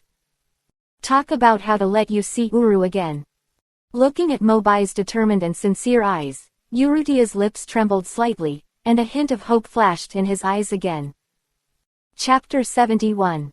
Actually, although I have been saying that I hate my mother, the person I want to see the most is still her. Otherwise, I would not have learned the magic of the Arc of Time. But over the years, no matter how powerful the magic I have mastered, I found that the Arc of Time cannot revive the dead. President Hades told me that as long as I follow him to create the Great Magic Age, there may be a glimmer of hope. So all these years, I have stayed in the heart of the devil. After briefly recounting his experience, Urusha immediately couldn't wait to ask Mobai. "So, do you really have a way? Do you help me save my mother?" Mobai Jung said. I dare not say 100%, at least I can try it. Urutia's eyes can't help but have a little doubt. I must warn you first, and the magic of the deceased will be cursed by God like Jeff. We might as well change my mind. What if the cause of the death of Ulu is solved? The Devil's Heart made full preparations before assassination, enough to show that you have a set of quite reliable intelligence networks to find out news. Am I right? Urdia nodded angrily. Mobai continued. However, even if we look at the entire kingdom, I'm afraid only a few people in the royal family know about this. 400 years ago, in order to defeat Acnologia, the wizard at that time created a device that connects the past, present and future, called the Eclipse Gate. The magic of the Eclipse Gate is different from your arc of time. It is enough to support people to go back to the past or go to the future. I was thinking, if we can make good use of the Eclipse Gate, we might be able to go back to the day when Uru and Deliora fought and stop her from using absolute freeze. This is also the plan that Mobai had been thinking about before he met Urutia. He is not like Zirth, who was cursed because of resurrecting the dead and suffered for hundreds of years but still remained immortal. The Eclipse Gate is the safest way. After all, when watching anime, Mobai saw Lucy from the future travel to the present to try to change history, and finally succeeded. Seeing Mobai's serious look, Urusha asked, "Where is the Eclipse Gate now?" "The palace. But it's useless for you to know. The Eclipse Gate will not open before absorbing enough magic power," Mobai said lightly with his hands spread out. "Then what's the point of saying this?" Perhaps because she was too eager to see her mother, Urusha was a little annoyed. But according to Mobai's personality, of course, he couldn't spoil her at this time. "Hey, I have tolerated you for a long time from just now to now. You will die if you don't choke when you talk, right?" After saying this viciously, Mobai stretched out his hand and pinched one side of Urusha's cheek, and squeezed it hard. Until Urusha struggled and cried out in pain, Mobai slowly stopped. It must be said that this was the first time he pinched the little girl's face. The touch was delicate, smooth and elastic, and for a moment he really wanted to poke it twice more. Although it was stained with some snot from crying just now. But it's harmless. Urutia rubbed his red face and whispered, Just I was too impatient, don't mind." "Forget it." Mobai waved his hand and continued. Opening the Eclipse Gate requires two conditions. The first is to absorb enough magic power, and the second is the Star Spirit Key of the Zodiac. Both are indispensable. Don't worry about the Key of the Zodiac, I'll take care of it. As for absorbing magic power, you have to wait for a while, even a few years. But I can fight with you. I promise, when the time is right, I will cross time and space with you and change Uru's life trajectory. In addition, you can investigate everything about the Eclipse Gate in the future to see if what I said is true or false." Urutia bit her red lips with her pearly teeth until Mobai finished explaining a lot of things, then she asked timidly. "But, why do you want to help me?" "Well, just think of it as helping Gray fulfill a long-cherished wish." Mobai scratched his head and evaded the question vaguely. In fact, Mobai was also upset about the regrets of Uru and his daughter, so he would not stand idly by. Mobai immediately asked, "What are your plans next? Are you going to return to the Devil's Heart to serve Hades as one of the 7 Purgatory followers?" Urusha hesitated. Although Mobai had proposed a way for her to see Uru again, it was still unknown whether it would be feasible. Staying with Hades would at least give her a little more hope. But once she returned to the Devil's Heart, it would mean that she would continue to slaughter lives as a dark guild, and her hands would continue to be stained with blood. What if she really saw her mother Uru again one day and let her know her identity as a witch? Urusha could no longer imagine that situation. Mobai looked at the distant sky meaningfully, and then said, "I can understand your entanglement. I have another solution at the moment, do you want to hear it?" "What solution?" "You should have heard about the collective escape of the 6 demon generals some time ago." Urutia frowned slightly. "Did you do that?" Mobai smiled and did not comment. After I took them out of prison, I established an independent guild called Witches' Sin and asked them to wipe out the dark guild that was rampant on this continent. I promised them that as long as they persisted until the day when the dark guild was completely destroyed, they would receive amnesty from the kingdom and restore their innocence. Urrutia seemed to hear the hidden meaning of Mobai. You mean, let me join them to fight against the dark guild? Mobai said, I do have this intention, but I am not asking you to find them now. Then, when should I go? Urrutia asked puzzledly. Let's talk about it next time we meet. Next time we meet.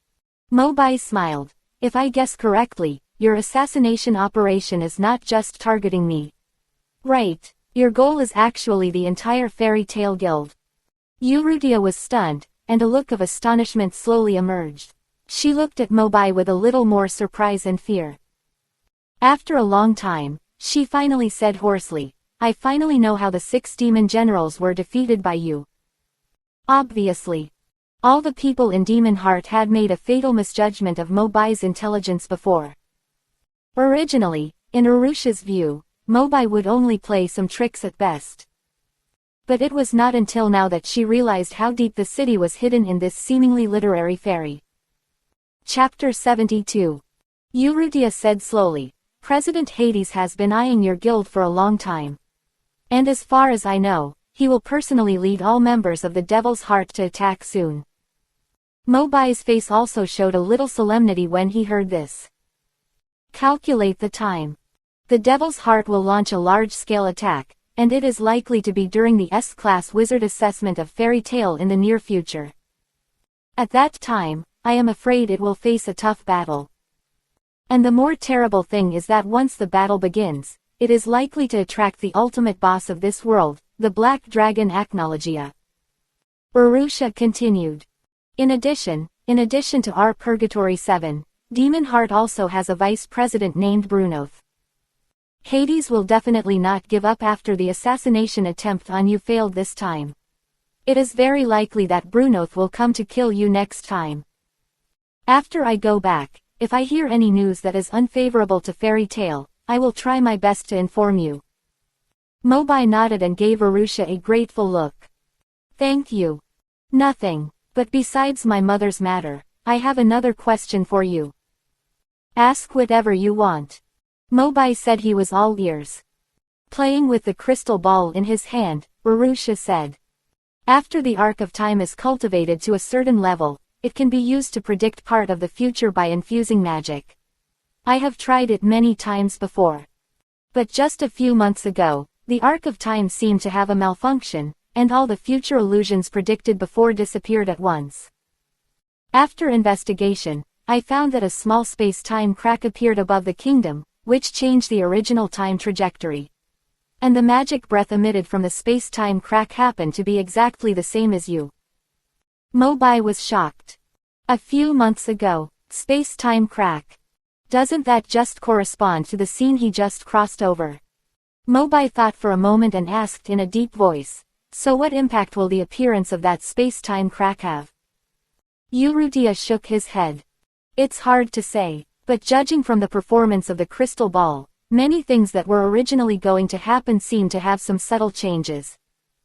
Or, it will have some impact on the flow of time. But the space-time crack doesn't seem to be big. As long as it is not touched artificially, there shouldn't be any catastrophic impact. Mobai stroked his chin, thinking. Is that so? Seeing that Mobai seemed to know nothing about it, Urrutia didn't ask any more questions, and stood up to drag his limping body away. I'll leave the matter of the Eclipse Gate to you. Of course. Under the slanting light. Watching Urrutia leave. Mobai sat by the waterfall with relief, enjoying the scenery while praying silently. So life, she is as bitter as a song. I hope the plan of the Eclipse Gate can go smoothly. Fate has been too unfair to Ultir and her mother, and they have suffered too much. Magnolia. Fairy Tale Guild. The hall was as noisy as usual. Creaky. As the door was pushed open, a short figure entered the hall, walking heavily and walking straight to the counter. President. Welcome back Tilda. Seeing Makarov, Marajan smiled and said. Makarov just nodded slightly, his expression still serious. Urza and Natsu should still be in the guild, right? If you see them, tell them to go to the haze forest immediately. Mobai may be in danger. Mobai. Marajan became terrified when she heard this. The plate in his hand was also trembling and fell to the ground, making a crisp sound of breaking. No wonder I always feel uneasy today. Nina has been crying and can't be comforted. President, what happened to Mobai? Makarov looked at the people in the guild who were still fighting without knowing anything, and lowered his head and said. Natsu said that Mobai was commissioned by Polyusica to go to the haze forest to collect some rare medicinal materials. But I just came back from Polyusica, but she said she didn't know anything about it, and she didn't even come to Magnolia today. This. Marahe became more and more worried, and turned around to run away to find Urza. Before leaving the counter, the door was banged, and was forcibly opened in some rough way. I'm back. Including Makarov, everyone, including Makarov and Marajan, looked over and saw Mobai, who had not yet folded up the wings of the storm dragon behind him. As soon as they saw Mobai, Makarov and Wakaba immediately squeezed out a squeaking sound from between their teeth and teased. Hey, isn't this the guy? What's his name? It doesn't matter what he's called, you just need to know that he is the only man in the entire guild who entered the women's bathroom. Obviously, they were still worried about what happened before Mobai left. These two guys. Mobai laughed and scolded. He walked straight to the counter and greeted Makarov and Marajan. Marajan and Makarov looked at each other, and after a brief daze, ecstasy instantly surged on their faces. I'm glad you're back, I'm glad you're okay. Makarov couldn't help asking, I heard from Natsu that you seem to be called by Polyusica. Mobai shrugged nonchalantly. It's fake, it's probably a kid in town who just learned transformation magic and pretended to be Polyusica's grandmother to play a prank. Mobai planned to keep silent about the demon heart for the time being. After all, before they parted in the haze forest, Altair had promised him that she would convey all the unfavorable news about Fairy Tail to him in a timely manner. There was no need to talk about these things again and make Makarov worry more. Looking at Marajan's excited expression, and then looking at the broken plate fragments at her feet that had not been cleaned up in time, Mobai could roughly guess what had just happened to them. Don't worry, Mira, I'm fine. Mobai smiled and comforted, leaning down and gently picking up the fragments one by one. Let me do it, be careful not to scratch yourself. Miraja's face was blushed. Although she didn't show it, she started to have wild thoughts in her heart. If I were Urza, I would definitely give him a big hug at this time. After everything was taken care of, Makarov quietly pulled Mobai aside. Mobai asked in confusion, What's wrong, President? What's going on with the guild? Makarov shook his head, It's not a big deal. It's about the snake girl that you brought back to Tagre earlier. Chapter 73. Makarov continued. I went to see Polyusica today. The curse on the snake girl that you Tagre brought back earlier has been lifted. She is now a chubby girl with purple hair. But, it seems that she has lost some of her memories and can't even remember her name. Polyusica temporarily named her Ganana. Mobai nodded, and the last stone in his heart fell to the ground. Ganana. First, Grandma Polyusica was not hurt by the devil's heart. Second, Choberios finally regained his human form, and the agreement with Cobra was considered complete. Mobai suggested, President, when Janana recovers in a while, bring her to the guild to work. Mira is busy taking care of little Myrna, so let her come to help. Makarov agreed immediately, with a smile on his face, Great. The guild will have a new female member. Hee hee, hee hee hee. It was another morning of staying in bed.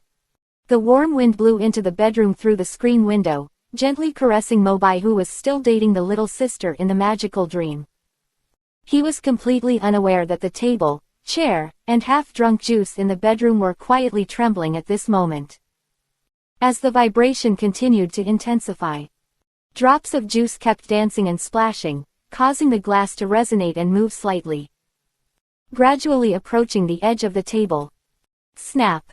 The crisp sound of the glass breaking came into his ears. Mobai was awakened instantly, and sat up to look at the messy floor and everything around him that was still shaking. WTF? Is there an earthquake? Perhaps it was the instinct engraved in his bones. Mobai picked up a pair of shorts, activated the storm dragon wings and quickly broke through the window to escape. Leaping in the air outdoors.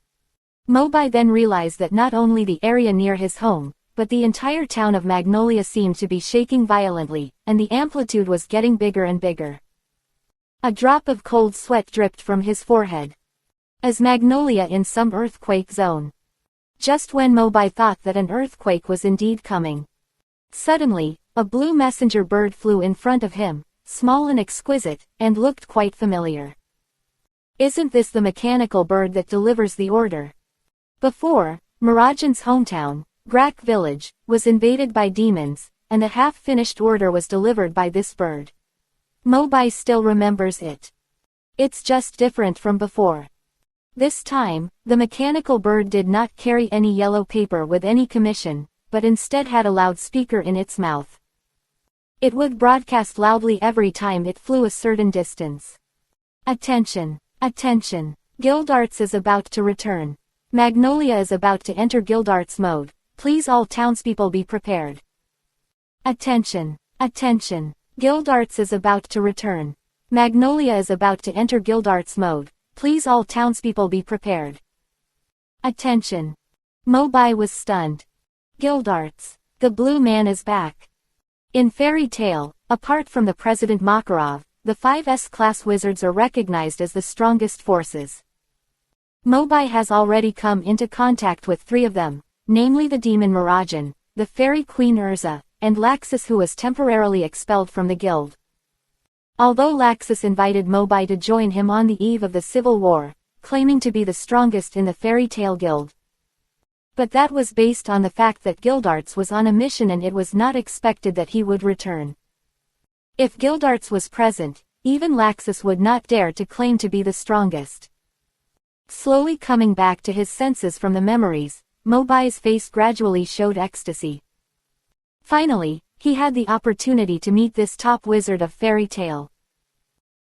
After a simple wash and packing, Mobai opened the storm dragon wings and flew straight to the Fairy Tale Guild. From a bird's eye view, Magnolia under him had changed greatly because of the earthquake just now. From the entrance of the town to the Fairy Tale Guild, a narrow and straight road led directly to the 2 places, and the houses that were originally blocking the road were squeezed to the left and right sides because of the crustal movement just now. Mobai couldn't help but smile bitterly. Is this Guildarts mode? Because Guildarts' magic power is too strong, and he uses magic that can shatter everything. He often accidentally destroys the buildings beside him because he is dazed or absent-minded while walking. Therefore, whenever he returns to the guild, Magnolia is always forced to turn on Guildarts mode, which can be regarded as a kind of protection for the town. Fairy Tale Guild. In the hall. Bang! Mobai was very happy and kicked the door open. In the lively guild, the eyes of the people who were originally lining up to welcome him suddenly focused on this. And right in front of Mobai's vision, a middle-aged man in a black robe who had never met him also turned his head slowly. This tall and burly middle-aged uncle looked about 40 years old, with an orange backcombed hair, and Shiba also had some stubble. He looked a little sloppy. As if he saw Mobai's face unfamiliar, the uncle looked at him carefully with one eye, one big and one small, and his expression was a little confused. 0.0. Before Mobai could speak, Makarov jumped down from the counter where he often sat and came directly between the 2 of them. Let me introduce you. Mobai, this is Guildarts, the strongest fighter of Fairy Tale, whom I mentioned to you before. Guildarts, this is Mobai, who has joined the guild for less than half a year. He is a very strong newcomer. Hearing Makarov's introduction, Guildarts nodded thoughtfully and extended his right hand in a friendly manner. Mobai also suppressed his excitement. Uncle G. When Mobai was about to extend his hand and shake hands with Gildarts, a familiar strange cry came from the door, which immediately attracted attention. Wow, I heard that Gildarts is back. Come and have a good fight with me right away. Before the guild members in the hall could react, they saw a fiery red figure rushing over. Natsu. Fire Dragon's Fist. Natsu started at 0 frame, bursting out a burst of hot flame power, and raised his fire fist to hit Gildarts' body. With a clear goal, he completely ignored other people. Since he and Urza's team have been carrying out various commissions one after another, Natsu's strength has also improved by leaps and bounds. According to Mobai's observation, if it were most of the people in the guild present, it would be difficult for them to easily take this fire dragon's fist from the front. But if the opponent becomes Gildarts, Mobai can only pray that Natsu will not be slapped to death. When Gildarts came back to his senses and saw Natsu, he immediately waved his arms happily. Pa! Then he slapped Natsu away with a slap. Your way of greeting is very special, Natsu. Is that so? In the blink of an eye. Natsu, who was still in high spirits 1 second, had lost all his fighting spirit the next, foaming at the mouth. Because Gildarts used too much force, Natsu's body was still embedded in the ceiling, and he squeezed out a few words from his dying mouth. Hey, is there any kind-hearted person passing by who can help me get down? Chapter 74. The members of the guild were already used to this scene. Natsu is still the same as when he was a kid. Every time he sees Gildarts, he challenges him without knowing his own strength. Yeah, but the result is always the same. He is either beaten to the ground or thrown to the roof. Ha ha ha. Gildarts is still as strong as ever. By the way, he has been carrying out the 100-year mission for 3 years, right? I wonder how the completion is going. Gildarts was still greeting everyone enthusiastically. When he heard this, he scratched his head a little embarrassedly. It's a bit embarrassing to say this. The mission failed. As expected, I haven't reached the strength to carry it out.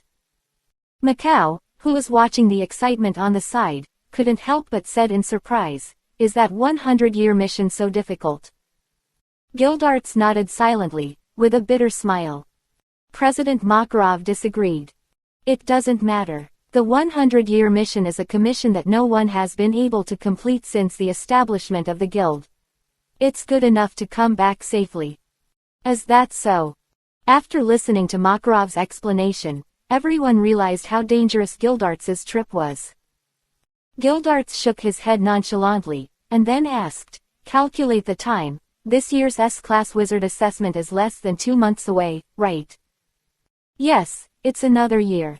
Wait, you won't fail this assessment.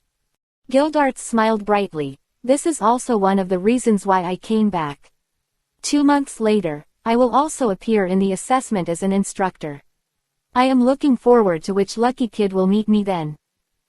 As soon as the voice fell, it caused a lot of discussion among the crowd. It seems that this year's S-Class Wizard assessment will be more exciting than ever before. I wonder if I will be qualified for the assessment. Forget it, Wakaba, just be a smoker. At least it can be confirmed that no matter which unlucky person draws Gildarts, he can declare failure in advance, right? Not necessarily. I think Mobai is pretty good. In the crowd, someone suddenly said this. After a short silence, a more heated discussion broke out.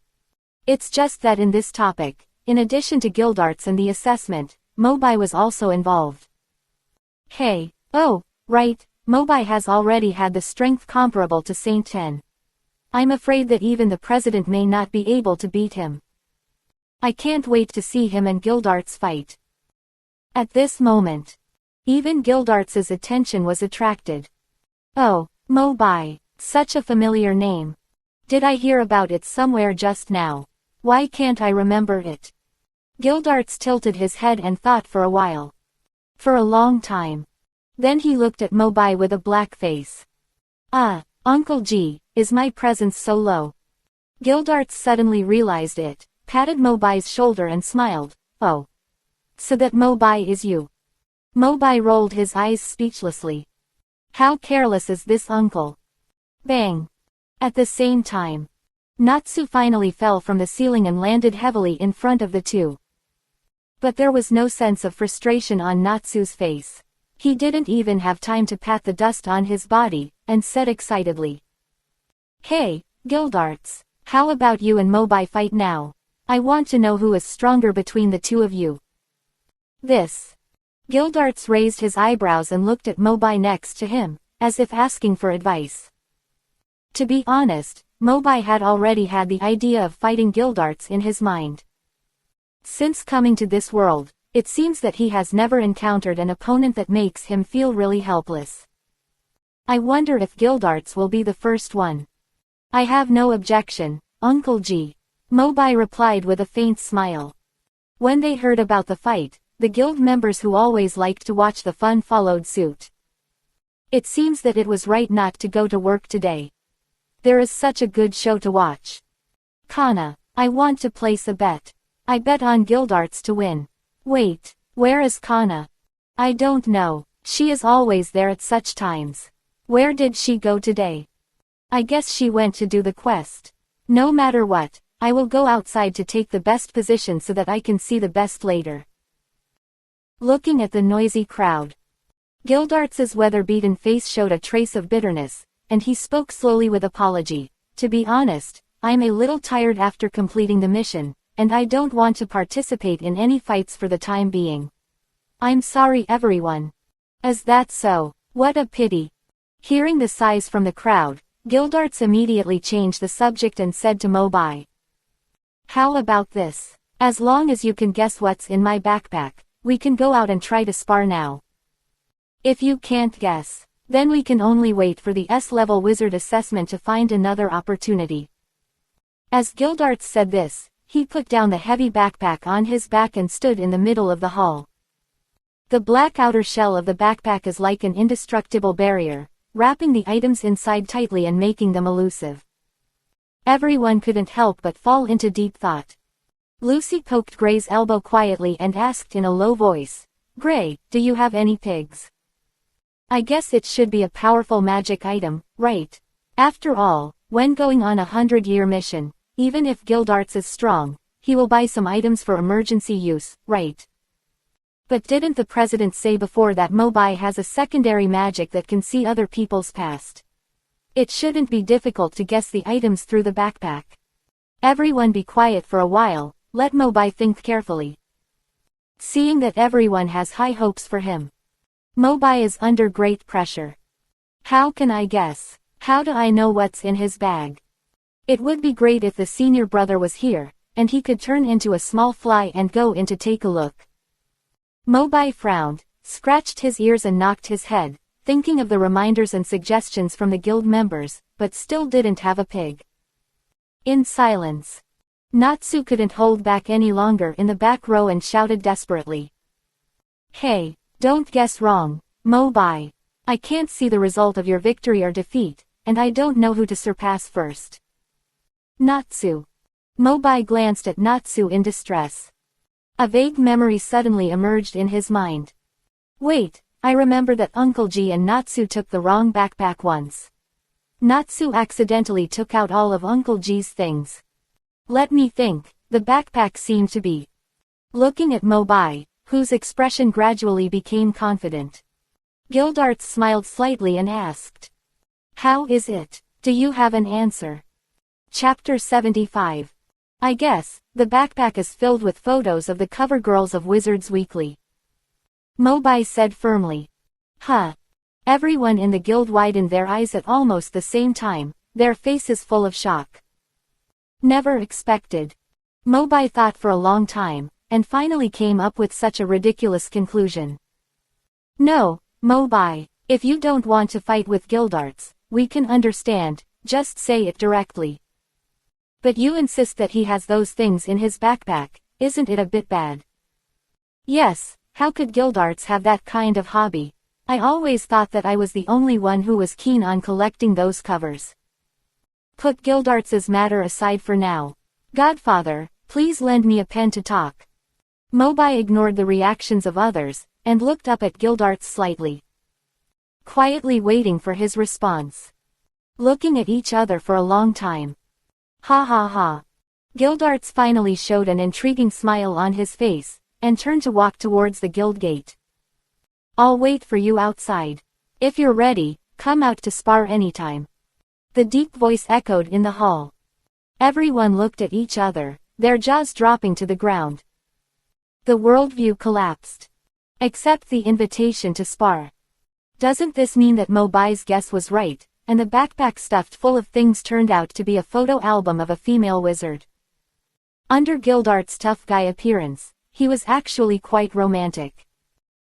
After a while, the open space outside the guild was already surrounded by wizards who were watching the excitement.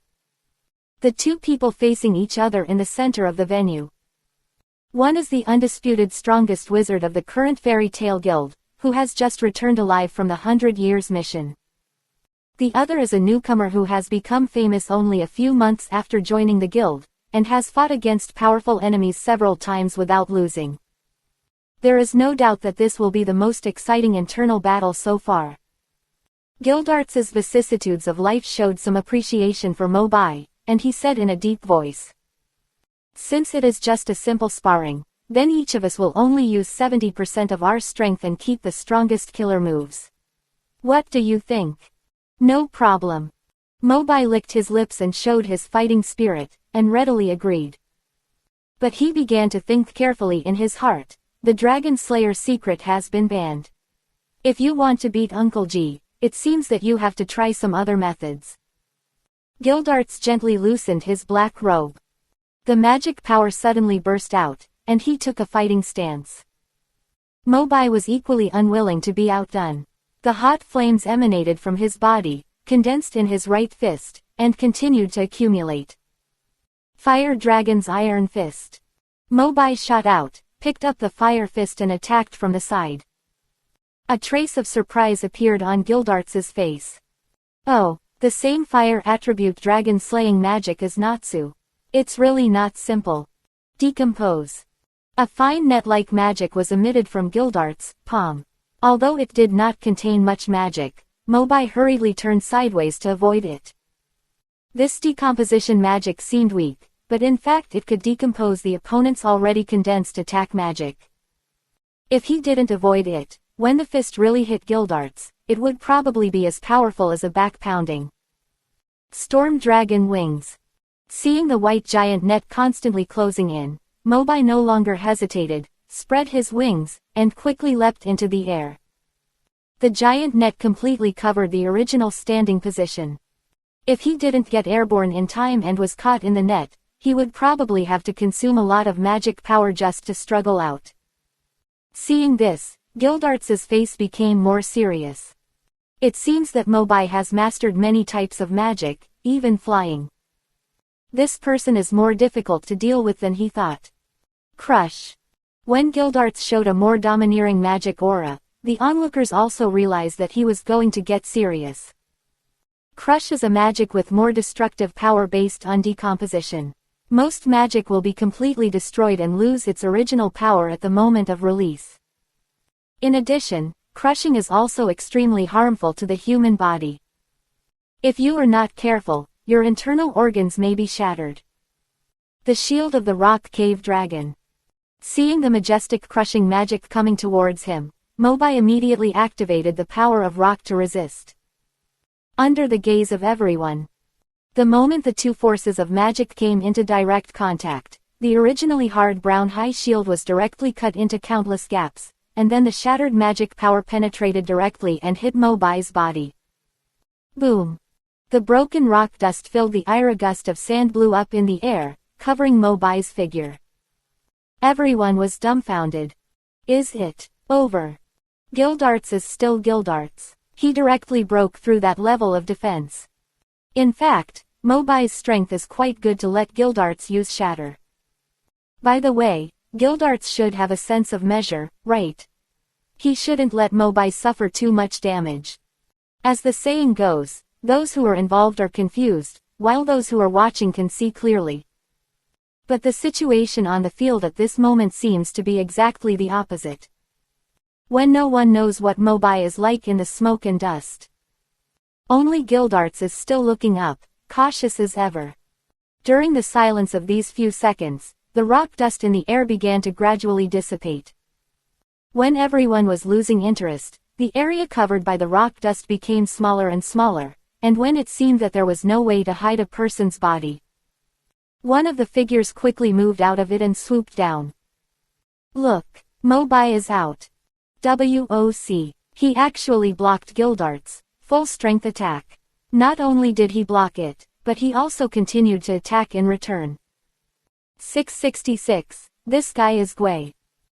Mobai was all black, as if he was wearing a close-fitting steel armor.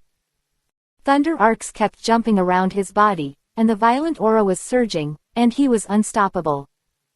Thunder Dragon's collapse fist. Gildarts couldn't help but grin. Mobai was indeed an opponent worthy of his attention. Whether it's attacking or defending, or showing the will to fight, this little guy is really good. Do you still want to find my weakness and wait for an opportunity to attack by constantly changing various magic moves? Gildarts finally stretched out his left arm that had been hidden under the black robe. It was actually an iron prosthesis. However, Gildarts didn't care. Together with his intact right arm, he gathered up the crushing magic power to attack Mobai. But this time, Mobai didn't choose to avoid the sharp edge. His body carrying the power of lightning suddenly fell. He wanted to fight Gildarts head-on. The head-on collision of magic power suddenly erupted with more terrifying magic fluctuations than before. Those spectators who originally said they would take a good position to watch the fight could not help but retreat frantically at this moment. If they were involved in these two gods, they would probably lose an arm or a leg. Looking at Mobai, who was close to him and fighting against the crushing magic with an expressionless face, Gildarts couldn't help but smile bitterly. Forget it, as long as his magic power is slightly reduced, I will stop immediately. Such a good seedling can't be hurt. But as the magic power of the two sides continued to tear, Mobai did not show any signs of retreat until a few cracks appeared on his body and a faint magic power leaked out. Gildarts finally realized something was wrong. Wait, this is not him at all. This is just an afterimage infused with a lot of lightning magic power. Chapter 76. The next moment, under the continuous erosion of the crushing force, Mobai finally couldn't resist, and his body turned into a golden lightning and dissipated in the air. Gildarts didn't show any relief. Because at this moment, he suddenly felt a chill coming from behind him. He turned his head subconsciously. In front of him was Mobai wearing a steel skin. At this moment, his right arm had turned into a black iron sword, and the tip of the sword pointed directly at him. Mobai smiled indifferently. Uncle G, thank you. The picture froze for a few seconds. It was not until he saw Gildarts nodding at him with a smile that Mobai put away the iron sword with peace of mind. Just when he used the cave dragon shield to resist the crushing, this risky strategy flashed through Mobai's mind. By infusing a large amount of magic power to strengthen the resistance of the lightning afterimage, pretending to attack from the front. In fact, his real body took the opportunity to attack from the other side. Only then did he win the chance to win. Gildarts walked forward slowly, extended his right hand and patted Mobai's shoulder affectionately. You can create a lightning afterimage in such a short time to attract my attention. You are really young. If you hadn't held back that strike just now, I would have suffered a lot of injuries. I look forward to meeting you in the S-Class Wizard Assessment in 2 months. Then, we will each use our best skills. Mobai also smiled back. I wish for it. The audience not far away looked at the two people chatting and laughing, and couldn't help looking at each other, still immersed in the battle just now. In just 1 minute, Gildarts, who had the upper hand, was defeated directly at this moment. Macau and others scratched their heads and asked around, and at this moment they didn't even understand how Mobai won. So, Mobai really won. Indeed. But I feel that Gildarts is still letting the opponent win. If both sides try their best and use their trump cards, the result is unknown. It seems that if we want to see the two of them fight hard, we can only wait until the S-Class Wizard assessment. Among all the people in the discussion, only Natsu has a different focus. I understand. As long as I beat Gildarts away one day, I will be able to beat Mobai. Then I will know the whereabouts of Igneel. Ha ha ha ha. The battle is over. Everyone returned to the guild hall, but the enthusiasm for discussion did not diminish at all. Mobai followed at the end of the team. Half a foot had just stepped into the door. Suddenly, I felt an unusual cold wind between my buttocks, mixed with a little magic. Mobai's face, which was originally full of smiles, suddenly squeezed out a bit of solemnity, and immediately made the worst plan in his heart.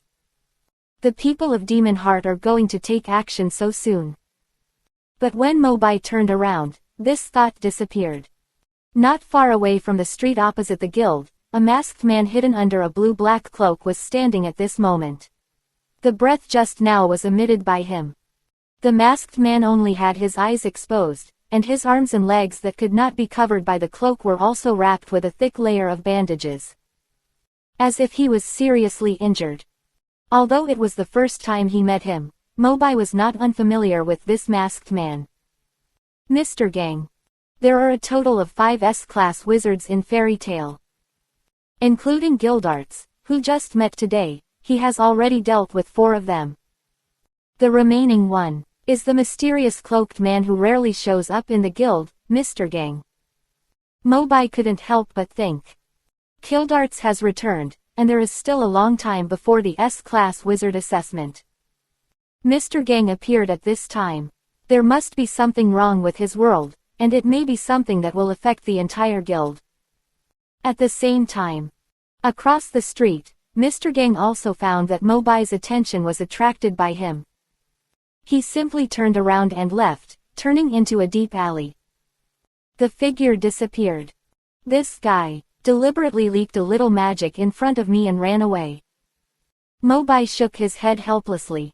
He had guessed that Mr. Gang was looking for something from him. He is more taciturn than me. He obviously wanted to ask me for help, but he ran away first. Alas. There is no way. Mobai's figure turned into a golden lightning and chased in the direction where Mr. Gang disappeared. In the dim alley. Following the smell, Mobai quickly found the deepest the cloaked man, Mr. Gang, was waiting for him. A hoarse voice came from under the dark blue mask. Hello, Mobai. Mobai waved his hand. No need to be polite. You came to me at this time, it should be related to the matter of Edlas, right? Mr. Gang was stunned when he heard it. After a long while, Mr. Gang came back to his senses and said slowly. I heard that you have a special ability to see through the past. I didn't expect it to be true. Mobai shrugged and didn't comment. At this moment, the world where Mobai is, whether it is the Fairy Tail Guild, the entire Magnolia Town, or even the Kingdom of Fury and the entire Ishgar continent. They all belong to this world called Aslant. In another plane, there is another world similar to a parallel universe, called Edlas. Including most of the people in Fairy Tail, Natsu, Gray, Lucy, and Edrus all have another version of themselves in their worlds. They look almost exactly the same, but their personalities are different. However, unlike the Aslant world where Mobai and the others are now, the magic energy in Edrus is limited, and magic cannot be used as much as here. Due to this situation, the magicians of Edrus can only use magic with the help of magic tools, instead of having magic power in their bodies like Mobai and the others. In order to solve the energy crisis, King Edrus created the Seer robot and the space exploration spacecraft Seer to find the endless energy guarded by the legendary mysterious elves. Sorry for the interruption. In order to solve the problem of the increasing depletion of magic power, King Edrus led his subordinates to develop a super subspace magic that can absorb magic power from Aslant and transport it to Edrus Anima. For 6 years, Anima has continuously opened tunnels to the two worlds to transport magic sources. As for Mr. Gin, he was originally a prince from the world of Edlas. He came to Aslant alone because he opposed the king's actions and kept closing Anima. This has become his mission for many years. Therefore, when Mobai first met him, he determined that he came to seek his help because of Edlas and Anima. Mobai said in a deep voice, "There are only two of us here, so there is no need to disguise, right? Be honest." This. Mr. Gin put his right hand on the mask and was about to take it off, but suddenly hesitated. "My appearance may scare you." Mobai said nonchalantly, "I know everything about Edlas. You are Jello from that world, right?" Mr. Gin smiled bitterly and took off the mask on his head. Sure enough, nothing can be hidden from you. What appeared in front of Mobai was the same golden-eyed and blue-haired face as Jello who created the Tower of Paradise incident.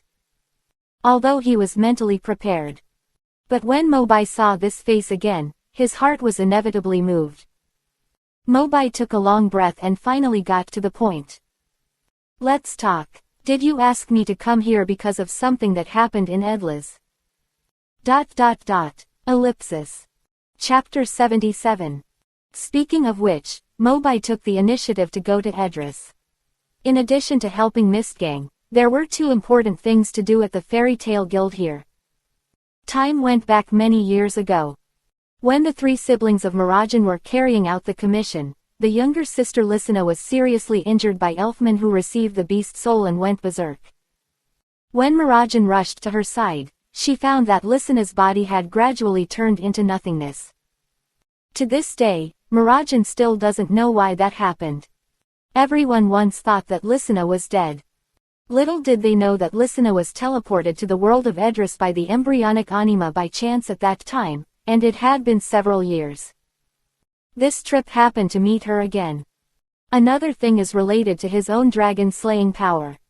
If I remember correctly, the boss of Edras seems to be an iron dragon.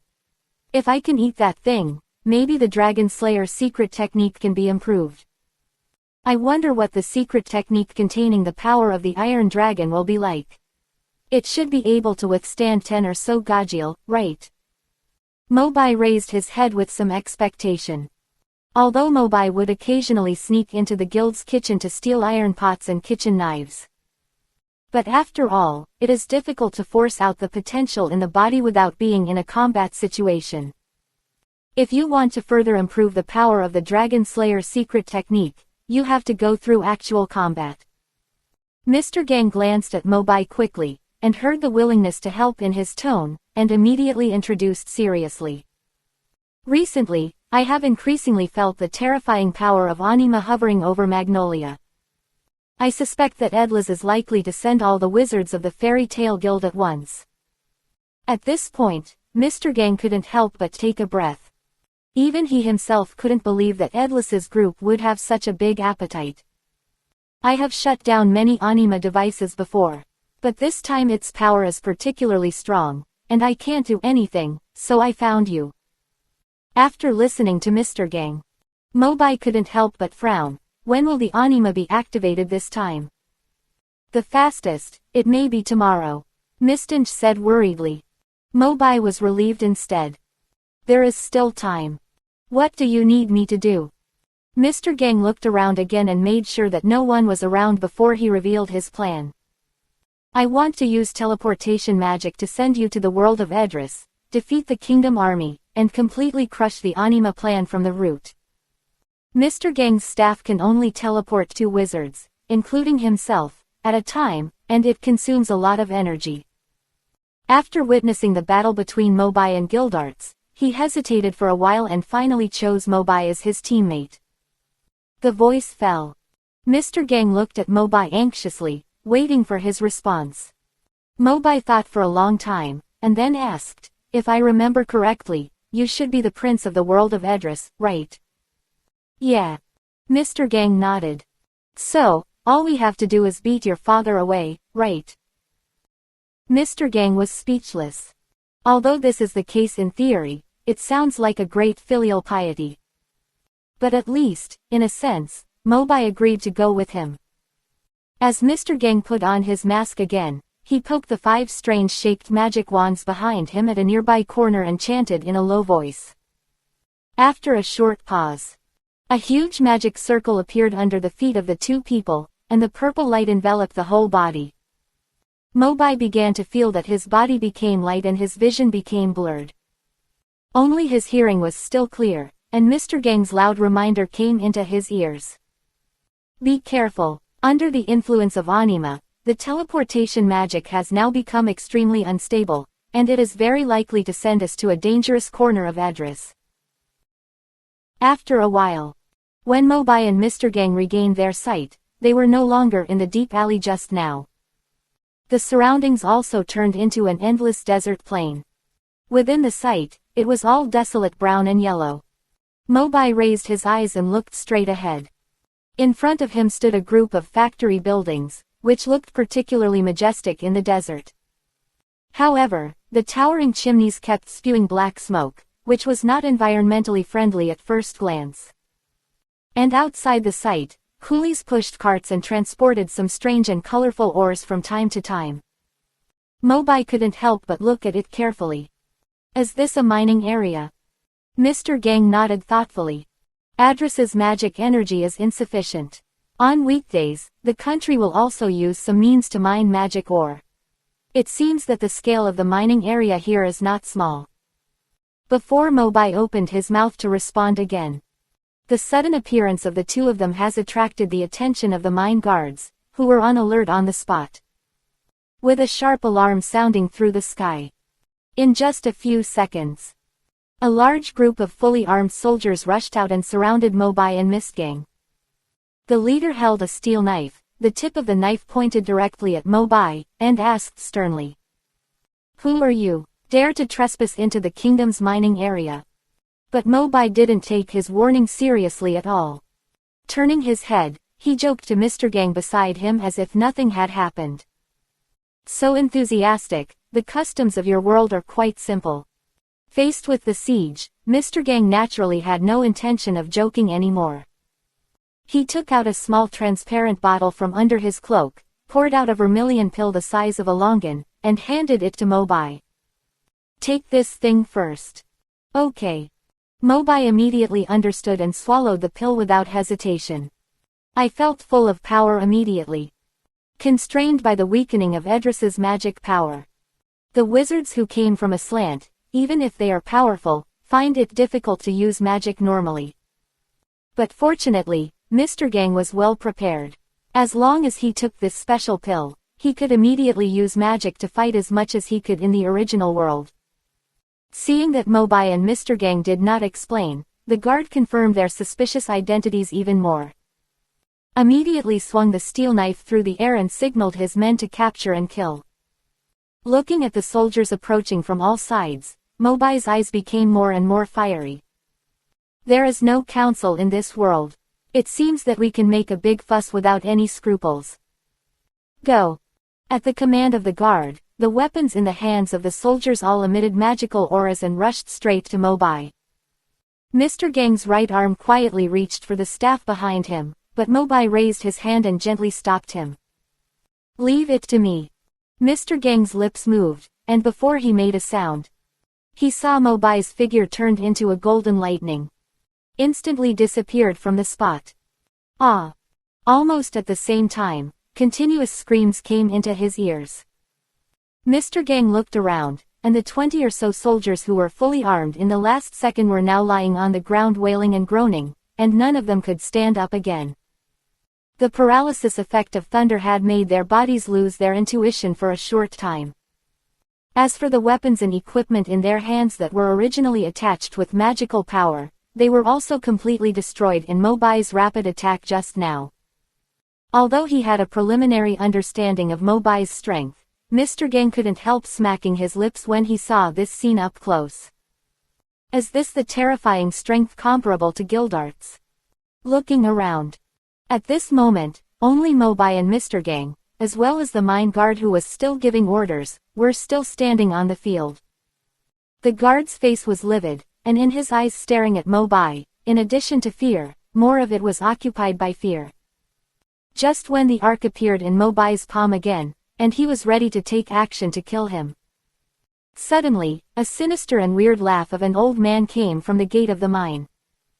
"Isn't this our rebellious prince? I haven't seen him for so long. I didn't expect that he went to other places to get help." The guard turned his head and looked at the gate. The moment he saw the old man, he was overjoyed. Lord Bairo. On the other hand, Mistgang was more cautious and solemn than before, and reminded Mobai. "Be careful, that old man is Bairo, the chief of staff of the Kingdom of Edris." Chapter 78. Mobai glanced at Bairo. This old man was only slightly taller than Makarov, but he was far from being as kind and gentle as Makarov. Judging from his attire, he looked more like an alchemist with strange habits in medieval stories.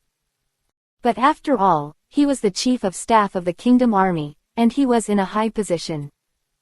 The magic props he had were naturally top grade in the entire kingdom. Therefore, Mistgang had to face up to this opponent. Bairo looked directly at Mobai, with a strange smile between his eyebrows and wrinkles on his face. "If I'm not mistaken, this should be a powerful dragon slayer, right? Your Highness has a good eye and knows that our country lacks this kind of magic source the most." The implication was that it seemed that bringing Mobai to this world was already in their plan. Naked provocation. Mobai still trusted Mistgang's character, and naturally would not listen to Bairo's lies. Seeing that Mobai was not fooled, Bairo no longer concealed his fangs and slowly took the magic prop jar worn on his waist and opened the lid. "I have heard that wizards from other worlds have their own magic power. Let me open my eyes today." Liquid bomb. A few drops of orange viscous liquid were poured out of the jar and quickly rolled towards Mobai from midair. Mobai activated the fiery red dragon killing crystal in his body and gradually gathered magic power in his chest. When the liquid bomb rolled in front of him and the unstable magic power in it was about to explode, the flames in Mobai's mouth finally burst out. Roar of the fire dragon. The rolling flames immediately swallowed the liquid beads, making a crackling sound. Mobai did not forget to wipe his mouth. Not far away, Bairo saw that his attack cup was easily dissolved. Instead of being horrified, his face showed a playful and greedy smile. "Very good. Do you see the magic mine behind me? The magic ore that these coolies get after a year of mining is not as good as the magic power you have. I must capture you and keep you in the kingdom of Edlis forever to provide the country with a steady supply of magic power." Mobai felt more and more uncomfortable, and his mouth began to twitch. To put it bluntly, this old guy is greedy for his body. And he is almost obsessed. If he really catches me, I am afraid I will be imprisoned and drained of magic power every day until the day I can't lift it up. After Bairo finished speaking, I don't know what pill he took out from the jar and threw it into his mouth. Under the gaze of Mobai and Mistgang, Bairo's originally hunched body began to expand and grow, and his skin gradually turned crimson. The whole lower body changed dramatically, and several fat tentacles stretched out. Looking up again, Bairo had turned into a giant red octopus monster, almost as tall as the field behind him. Bairo opened his bloody mouth and laughed grimly. "Little boy, are you ready to become a living magic source?" However, seeing this ferocious octopus monster, Mobai didn't feel scared, but just felt sick. Hearing Bairo's arrogant provocation, Mobai resisted the urge to vomit and fought back with the same words. "Old dang, are you ready to become an octopus dumpling? Stubborn." Bairo snorted coldly, raised two fat tentacles and slapped Mobai's position heavily. There were also black suction cups on the tentacles, adding a bit of pressure invisibly. Boom! The tentacles fell, and instantly raised waves of sand fog in the desert.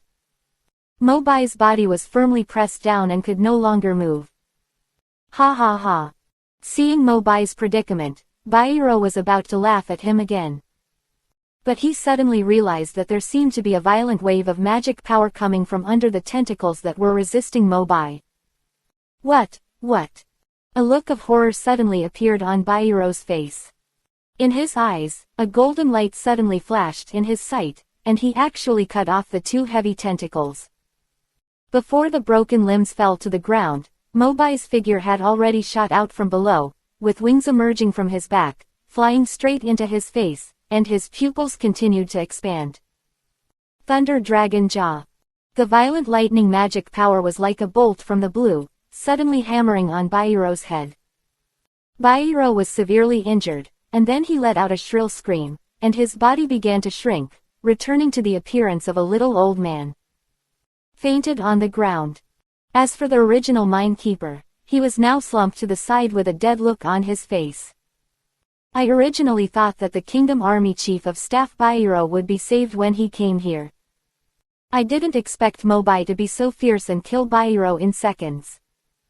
Guardian, or I'll just pretend to be dead, I hope they don't find me. After finishing the battle, Mobai let out a long sigh and turned his attention to Mr. Gang again.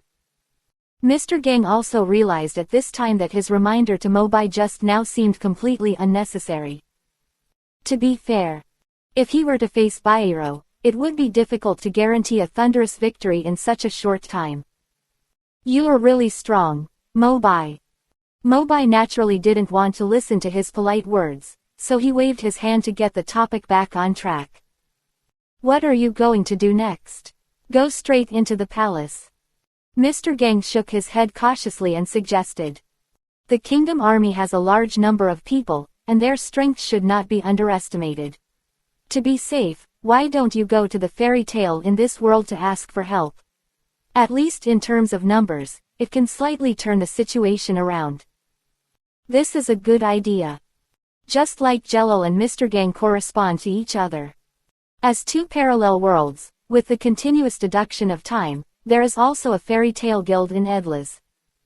Most of them can correspond to the members of the fairy tale guild in a slant. In addition to going there to ask for help, you can also find Listener who has been missing for several years. Mobai nodded slightly, and then asked, "Where are you going now?" Chapter 79. Mistgang forced a smile from the corner of his mouth. After all, I am the prince of this country. If possible, I still want to solve the problem in a non-violent way. I plan to find a way to sneak into Anima's control base first, find a way to shut down Anima completely, and then negotiate with my father. By then, he should have no other way. When I finish all this, I will go to the Fairy Tale Guild to meet you. Mobai couldn't help but hear a clue. You are now an enemy of the country. If the negotiations break down, are you sure you can get away with it? Mistgang shook his head gently, although I can't reach as strong as Urza and Laxus. But at least, I am still an S-class wizard. It shouldn't be a problem to escape from the royal city. Okay, be careful. Seeing this, Mobai no longer insisted. He took the map of Edlas with both hands, opened the wings of the storm dragon, and flew forward all the way. Mistgang had considered it quite carefully, and specially outlined all the important places on the map. It was clear where the Fairy Tale Guild was. Based on the mine he was in just now, Mobai also quickly determined his position. After flying for a long time, they were about to pass the edge of the desert. Speaking of which, no one in Edlas can use magic directly, and they must use magic props. In addition to Bairo, I remember that there were 4 captains of the Kingdom Army's magic combat unit, and they were all masters of using magic props. The edge of the desert was finally no longer covered with dust. Finally, some scattered green vegetation and houses could be seen in the distance. Mobai looked down at the map again, and after crossing the grassland in front, he was not far from the Fairy Tale Guild. But at the junction of the desert and the grassland, there was a faint fluctuation, as if someone was fighting there. Mobai slightly restrained the magical aura on his body and slowly approached, only then could he see the appearance of the combatant clearly. Mobai slapped his forehead and was immediately overjoyed. Is it her? She came at the perfect time. On the edge of the grass, a girl with short white hair and blue eyes was dragging her injured body and trying her best to escape forward. Behind her, there were more than a dozen well-equipped Kingdom Army soldiers chasing her relentlessly. The girl's facial features were delicate and pretty, but at this moment, she was completely exhausted and her speed of escape was getting slower and slower. Looking back at the pursuers in front of her, she was not careful and stumbled and fell to the ground. The girl struggled to get up, looked around, and her beautiful eyes suddenly showed despair. It seems that I can't run away. If you look closely, it is not difficult to find that the fairy tale guild emblem is engraved on her thigh. The girl was none other than Mirajan and Elfman's long-cherished sister, Lysina. However, facing the encirclement of the kingdom army, the unarmed Lysina was obviously in great trouble. Give up, all the magic tools you carry have exhausted their magic power. There is no point in resisting. A male voice with a strange tone came from behind the kingdom army. Upon hearing this, the soldier immediately made way for the man who was speaking respectfully. Shugboy. Lysina took a breath of cold air, and her brows were even more worried. Shugboy wore a pink armor, his yellow hair was combed very neatly, and the lines on his face were also very obvious. Although he looked like a pervert at first glance. Shugboy was the captain of the 4th Magic Combat Unit of the Kingdom of Edris, and his strength was quite good. Many members of Fairy Tale fell into his hands. Lysina calmed down a bit and stood up straight with confidence. Although her eyes showed uneasiness, she was still determined to take a defensive posture and prepare to resist to the end. Hey, the little goblin is still planning to resist. Zugboy showed a playful smile on his face. However, he did not order his soldiers to attack, but walked forward slowly with his sword. His eyes were fixed on Lysina's body, which made the latter feel scared. With every step forward, Lysina became more alert and nervous. There were only 3 or 4 meters left. Get ready to be judged by the kingdom army. Zugboy shouted, just about to raise his sword. But he suddenly felt a terrifying magic power approaching from the air not far away. Zugboy's face changed drastically, and his body subconsciously stepped back a few steps. Boom! Accompanied by a loud bang of falling to the ground, lightning flashed in front of everyone's eyes, and it quickly materialized after a brief flash. Looking closely, I found that it was a figure. A calm voice came from the figure. It is the regular army of the kingdom, just bullying a little girl like this. The person who spoke was naturally Mobai.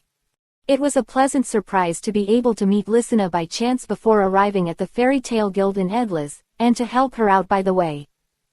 Lysina behind her looked at Mobai's back blocking her in front of her, and asked in confusion. You are? Mobai said casually, let's discuss the question of who I am later. Let's get rid of this airplane head first. Lysina hesitated, but nodded silently. At least, there is a little more hope of escape for the time being. Not far away. Facing the sudden change, Shugboy's face was livid. He brushed off the dust on his armor and said gloomily. Friend, since you know the identity of our kingdom army, you should also know that we will only take coercive measures against those who are extremely evil. Fearing the pressure of the magic power emanating from Mobai, Shugboy tried his best to control his tone. Mobai raised his eyebrows slightly. Those who are extremely evil. Shugboy said in a high-sounding manner. Of course, the king has already ordered the dissolution of guilds across the country. Only the group of people in Fairy Tale have been disobeying orders. I don't know how much trouble they have caused in the past few years. After the voice fell, Shugboy glared at Lysina behind Mobai. Are you done? Mobai said expressionlessly. It's done. Zugboy was still confident. That's all. I'll take her away then. Mobai pulled up the confused Lysina's wrist and was about to leave. About 2 seconds later. Looking at the backs of the two who had not taken a few steps, Zugboy came back to his senses and became angry. Assholes! How dare you snatch the prisoner in front of the kingdom army?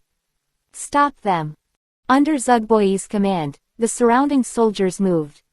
The soldiers in the front row even rushed directly to the front of Mobai and Lysina, and raised their weapons to forcefully block the direction of travel.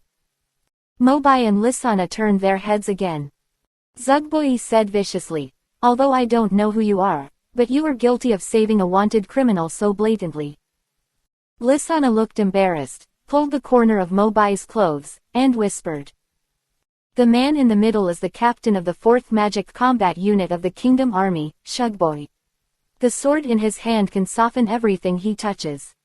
If you want to fight him, it's best to fight quickly. I can only help you block other soldiers for a short time. Mobai heard this, but shook his head lightly. Don't force it. You stay where you are and leave it to me later. This. Lisana frowned slightly and scanned the surrounding enemies again. Although Mobai showed strong magic power just now. But the opponent Shugboy is one of the top fighters in Edris after all, and the soldiers under his command are all holding top magic equipment. It's inevitable to worry about Mobai. Can he really win? Chapter 80. Perhaps because he was not clear about Mobai's strength, Shugboy was much more cautious at this moment. He did not move forward alone. Instead, he stood where he was and inserted his sword into the ground. Rose sword soften. As the crystal green gem on the sword flashed, streamlined ripples appeared along the sword body, pouring into the ground and flowing to the feet of Mobai and Lisana. Be careful. Lisana shouted loudly, but was still a step slow. As soon as the magic ripples reached the two people, they spread out, and the originally hard ground under their feet became twisted and soft. It was like a quagmire that the more you struggle, the deeper you will sink, and it madly attracted the bodies of the two people into it. In the blink of an eye, the entire ankle was swallowed by the mud. Oh no, Lisana glanced at Mobai with guilt. Seeing Mobai's defeat, Shugboy also showed a smug look on his face. It seems that he was just bluffing just now. Shugboy raised his chin and said arrogantly. In the name of the Kingdom Army, I will give you one last chance to surrender. Otherwise, the Earth Dragon collapses.